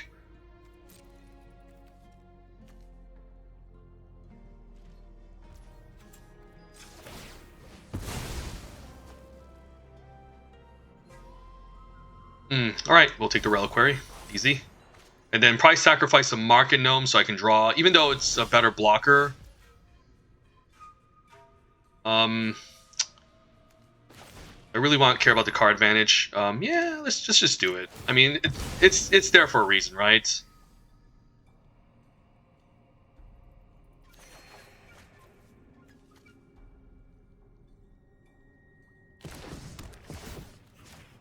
Could even bounce this if he has a Brackish Blunder. Yeah, he might Brackish Blunder. Yeah, he doesn't even bounce his guy. Sure. Cool, that's cute. Still draw a card. It's still hitting for a huge amount. He's just holding up crew here. I don't really care. 1, 2, 3, 4, 5, 6, 7, 8. Put him down to 4. Oh, he's just trying to generate some guys. And I get to scry end of turn to Rune Lurker ban anyways, so we should be good. And if he runs out the Altasaur, I think it's lethal. Because if he blocks my biggest flyer, I should be able to deal the extra 4. So he needs to kill me, which I don't think he can.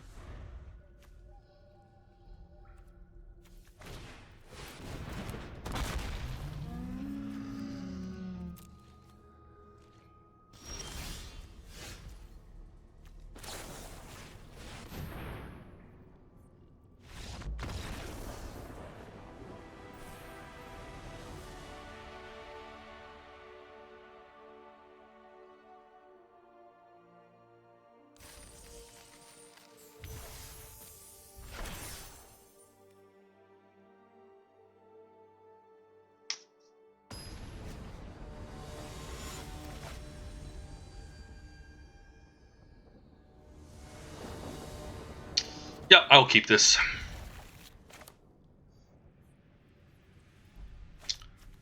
We don't have that many instances in sorceries, but even if unlucky dropping this, I mean, this is just a great card. Like, keeps coming back. It's a 4/3 flyer, and with more upside. This card's ridiculous. I still think you take Zoetic Glyph over this card. I'm not sure. I could be wrong.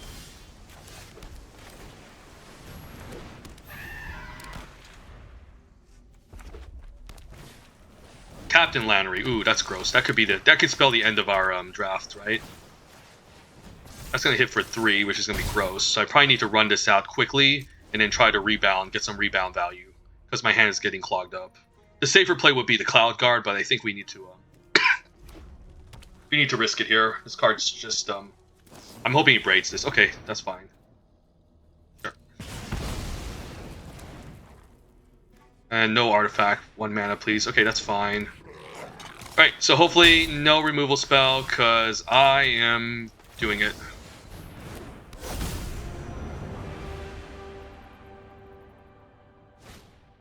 Okay, so now I can do some rebound stuff. Even if this dies, I'll be able to rebound and bounce both of these. If I get landed, I can also run out Rune Lurker Bat, which is awesome. Definitely not blocking here. Okay, land is good. So now I could also just run this out first. I kind of just want to rebound, honestly. It's close. Very close. Let's do it next turn. I kind of just wanted to get some board presence before I leverage this thing. And this is also just good at blocking here too. I'm fine like just taking a hit from these. He had removal, of course. They always have removal. Do I want to trade for this? Probably not. I'll trade for this though. And I can always bounce whatever he has, which has a lot of counters. Do I care about playing out land? Probably not. Yeah, let's just say go.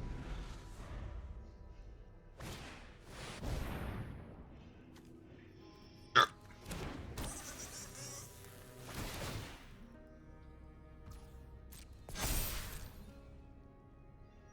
So I don't really feel the obligation to bounce other than to be mana efficient. But I still think I should do it because if he tries to put this on top again, it's not going to be good for him. and I get to prevent a good amount of damage here. If I bounce this, it just gains haste. Not worth it. We got Water Wind Scout here too, which is nice. It's all the good cards. With more flyers. Then, yeah, I'll keep this on the bat. Doesn't matter. Going white, Jeskai. Ooh, there's another land ring. Nice. A green mine card, another janky card. Playing 3 colors with Lannery Storm. That's not something you see every day.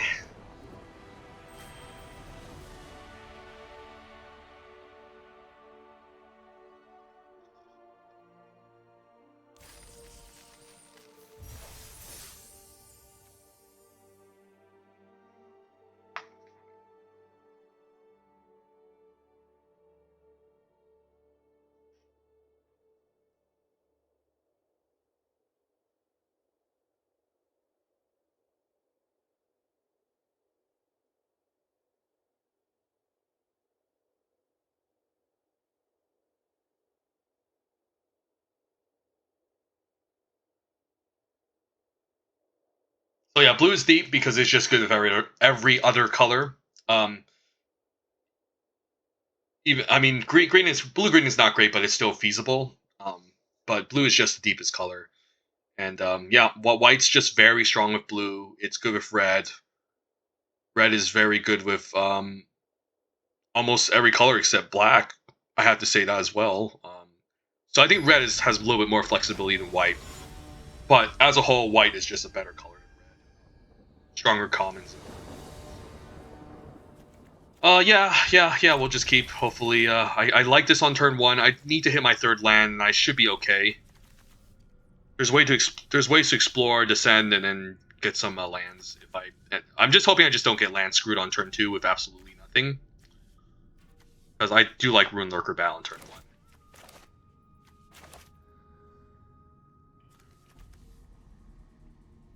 I gotta keep in mind that I can just tap this for mana to remove a time counter, and not tap it itself. I mean, I might as well just tap it at the end of the opponent's turn when this thing transforms.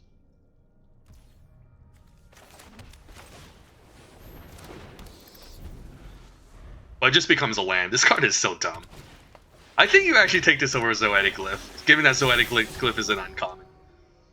Now, question is, do I use it? Do I use this? I think I do, just to prevent the 2 damage from happening. It's kind of shit. It's kind of bad, but I do have a backup removal spell, so I think I do this. If you have staggering size, that would suck. Okay, no lands, so kind of awkward without any lands. Funny enough, I can actually use this on this. I'm not sure if that's correct, but it might obligate me to do so. Okay, so he's just gonna reanimate, but I at least have an answer to it. Lightning Blade, sure. Can I have a land? Is this a game where I just lose because I can't get a stupid single land? So dumb. Oh, he's gonna reanimate his guy on turn 5. I don't care about this card. Okay. So I probably need to like exile this stupid thing on turn 5. Because I can't seem to hit a stinking land. Flying Hatcher, okay, I guess I just lose. I'm not gonna waste my time. This is a really good deck, but if you just miss 1 land drop, you're screwed. It's so dumb. So dumb.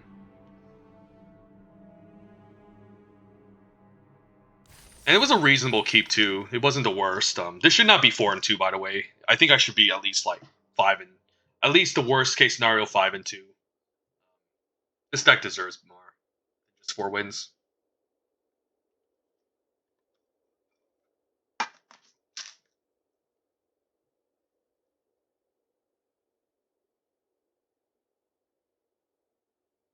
But games of Magic can just end like in a couple seconds if you don't hit your land drops. It's kind of silly,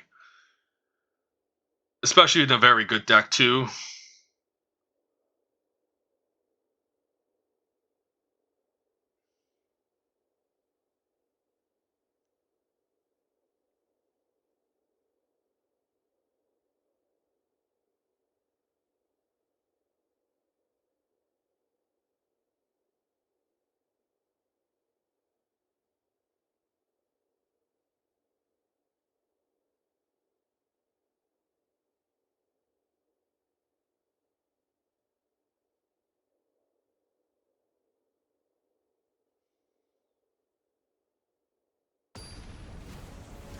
Give me some lands and some 1 and 2 drops, please, game.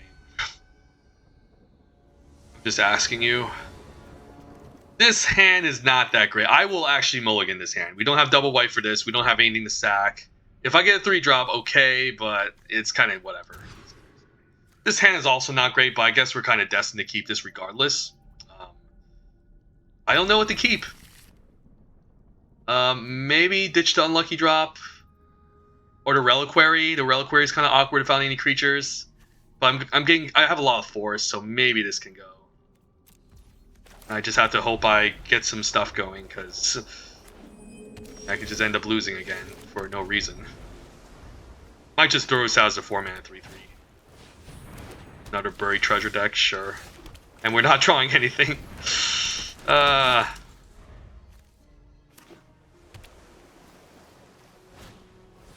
Subterranean Schooner. I have to get rid of this, right? I guess the creature has to attack. Is he actually going to petrify it? Really? I mean, I'll take that. So now I can exile his Schooner. Or maybe I should just run this out first. I guess if I run this out first, then I don't get to tap anything. So this has to attack, and it just accrues whatever explore. So yeah, I gotta get rid of this. So I get a nice 2-for-1 here at least.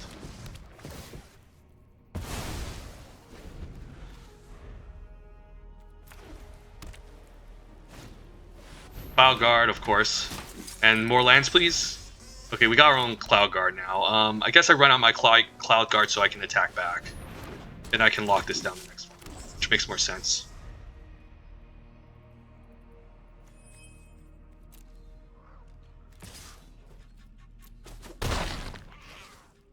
I could have also traded if I was afraid, but this kind of just makes me want to keep this in my hand. Okay, he has his land, which is really ridiculous. This is annoying, so he's just playing all the good cards too. I guess I tap this down and attack and attempt to raise. I mean, it's not great. Or I can tap this down, but then I don't get to attack. But race on the ground, perhaps.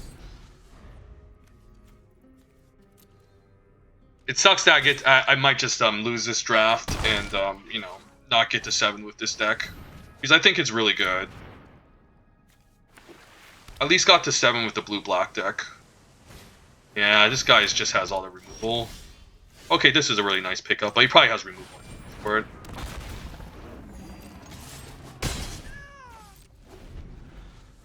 Finally see it in this game. I never saw this in the opening hand in any matchup either. Master's Guide Mural, so that can start beating on the ground, but at least this can block it. Okay, Deconstruction Hammer is pretty good. I guess now what I can do is I can use this to blow this up next turn, or blow this up. It's really interesting. I can also blow this up, but then he can just block here. Maybe I just do this now before you transform it next turn, because this is going to get really annoying. Then we'll just say go. And if he attacks here, he might just be free rolling, so I think I block. I can't afford to take damage.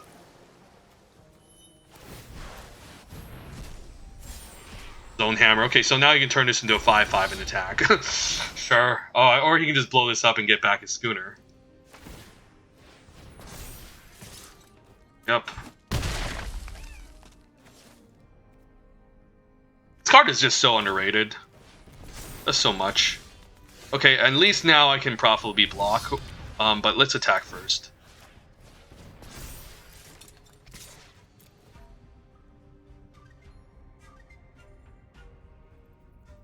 I'm fine trading for the Cloud Guard.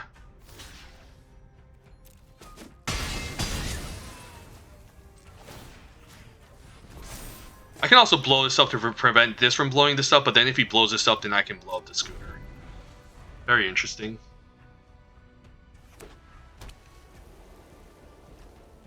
Opponent's probably going to win anyways. He has all this Discover going on in Caves, and he also has his land that becomes a creature.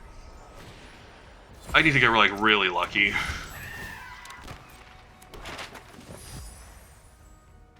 He also has a really good deck. So now his goal is just to make a really large flyer that can attack past me.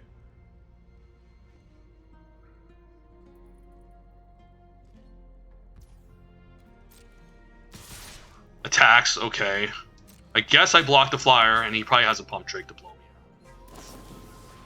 Okay, that doesn't kill me, though. I just take 4, which is annoying. But it's not game over.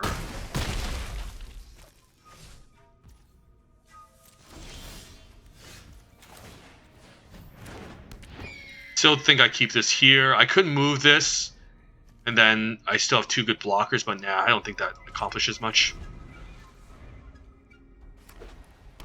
Oh yeah, he's just like drawing 2 for 1ing all day, even though I got that 2 for 1 early. Like, he's just way ahead of cards than us. As a land, that's a creature. Yeah, I guess if there's an opponent that deserves to win against me, it's this one. Not the one with the stupid sweeper and the one where I can't seem to draw a single land. Guess I might as well destroy this. It's not good, but now he can destroy and get back his subterranean schooner. But I gotta do something. And I don't even have any good blocks. 3, 4, 5. So yeah, I'm just dead.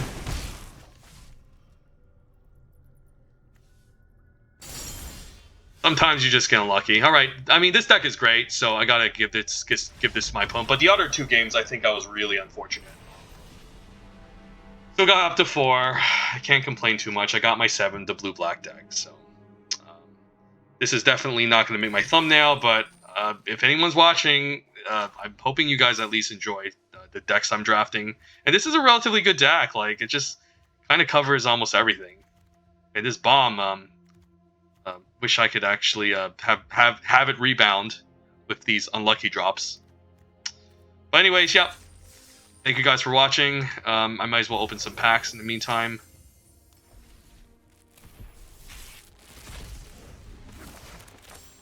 Last card, Waterwind Scout.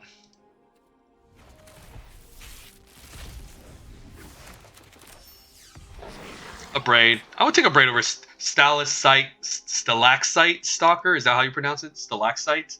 Stalactite Stalker. Pretty good in blue-black. If you can get the whole Descend thing going, this becomes a huge threat. Outside of Descend deck, I'm not a big fan of it. Just too vulnerable early on. There's just so much removal that I can deal with this, and unless you can get this growing and get like get a lot of damage in and a good attack in, I don't think this card is. And you can Descend. This card is just kind of whatever. I would still take a Braid over it.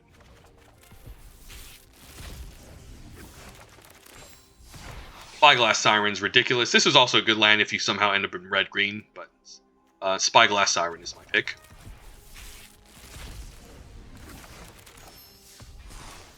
Arcanome, not the most exciting, but still better than everything else in this pack. Has good synergy with Craft and a good blocker, especially if you're playing lots of flying creatures in blue-white.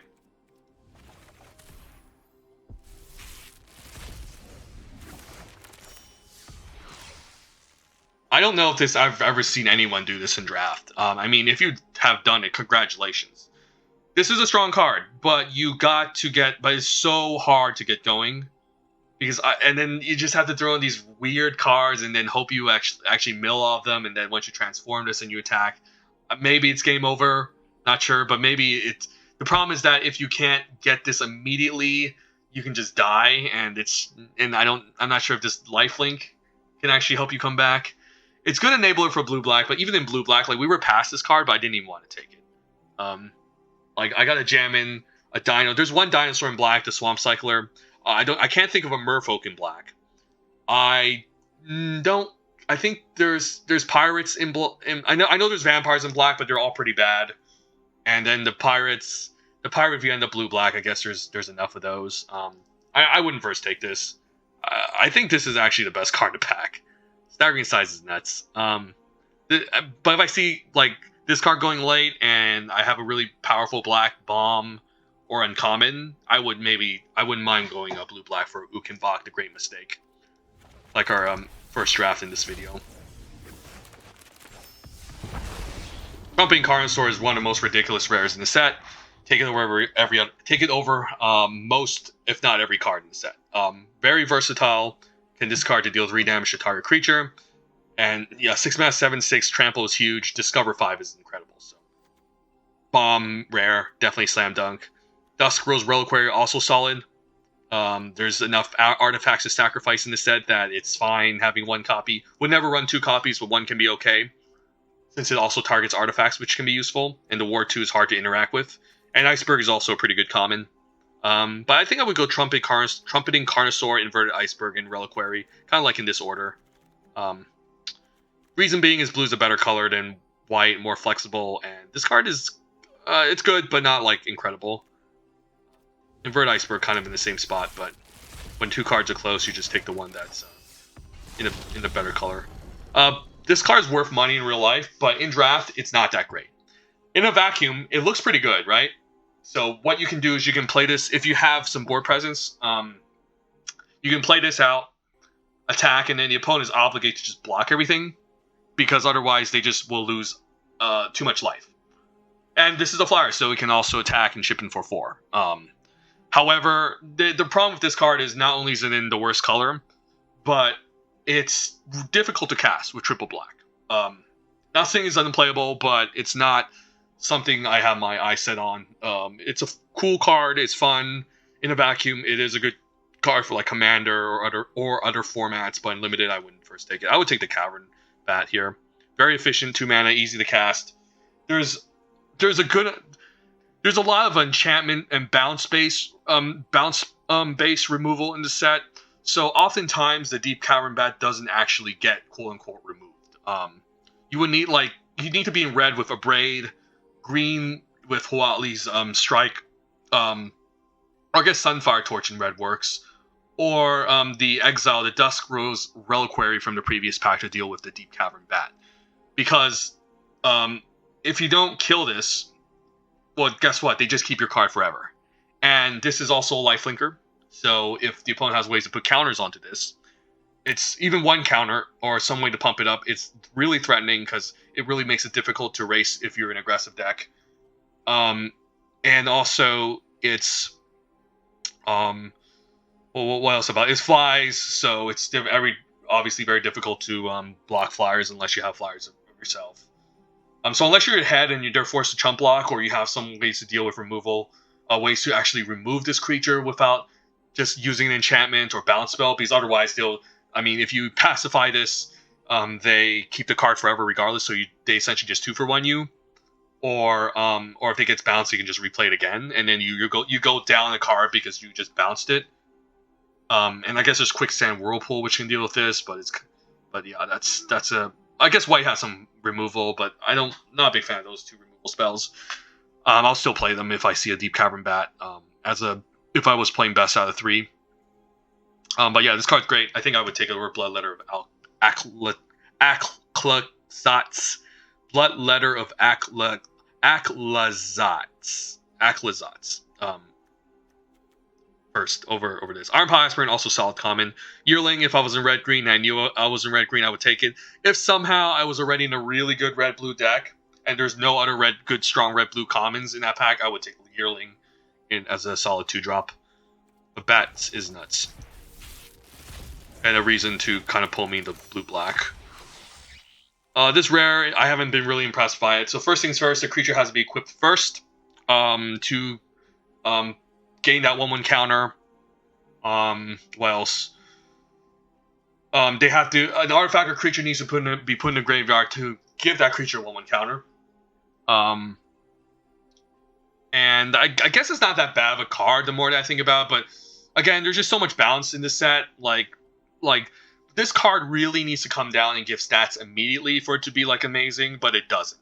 You have to work hard for it, and once you work hard for it, like they just bounce your creature, or you're behind on a race. Like this needs to come down, give your creature +1/+1 or +2/+2, and it would be an amazing card.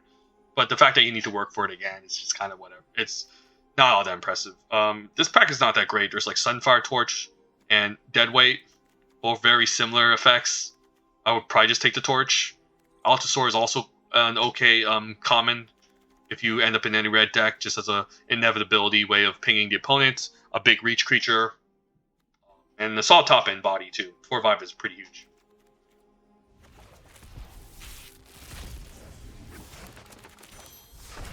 Rune Lurker Bat, white's best uncommon. Don't sleep on this card. Like, buying one life linking creatures are really good.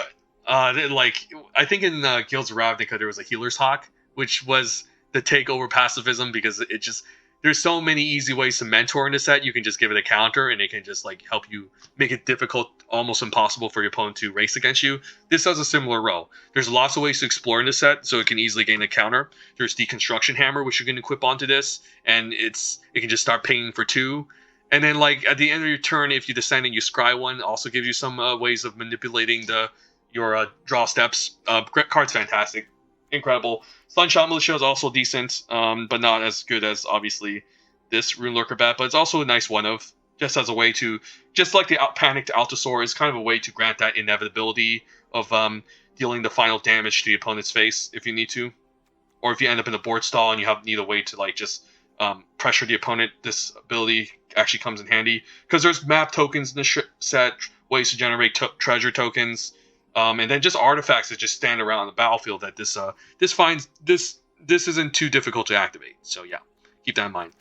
So anyways, yeah, I hope you guys enjoyed the video. Couldn't get to 7 that blue-white deck. I'm a little bit disappointed, but we did get 7 the blue-black. And I hope you guys acquired enough information about the set to improve your drafting. So again, blue is the best color. Blue is just good with every other color. Blue pairs with black the best. Black is the worst color. Red is more flexible than white, in my opinion, but maybe slightly worse than white because white's commons and uncommons are better. I think even though white only pairs well with blue and red, red pairs well with blue, white, and green. So keep that in mind. Green is not as bad as it seems. It's pretty strong if you pair it with red, and in the worst case scenario, you pair it with blue. The worst case scenario is if you pair it with black, which I would definitely avoid. But yeah, green, white, green, blue. If you have a lot of powerful blue cards already, and you're almost mono blue or mono green, mono whites, and you're just pairing, and all the other colors are contested, and you gotta play some green cards, it's still solid.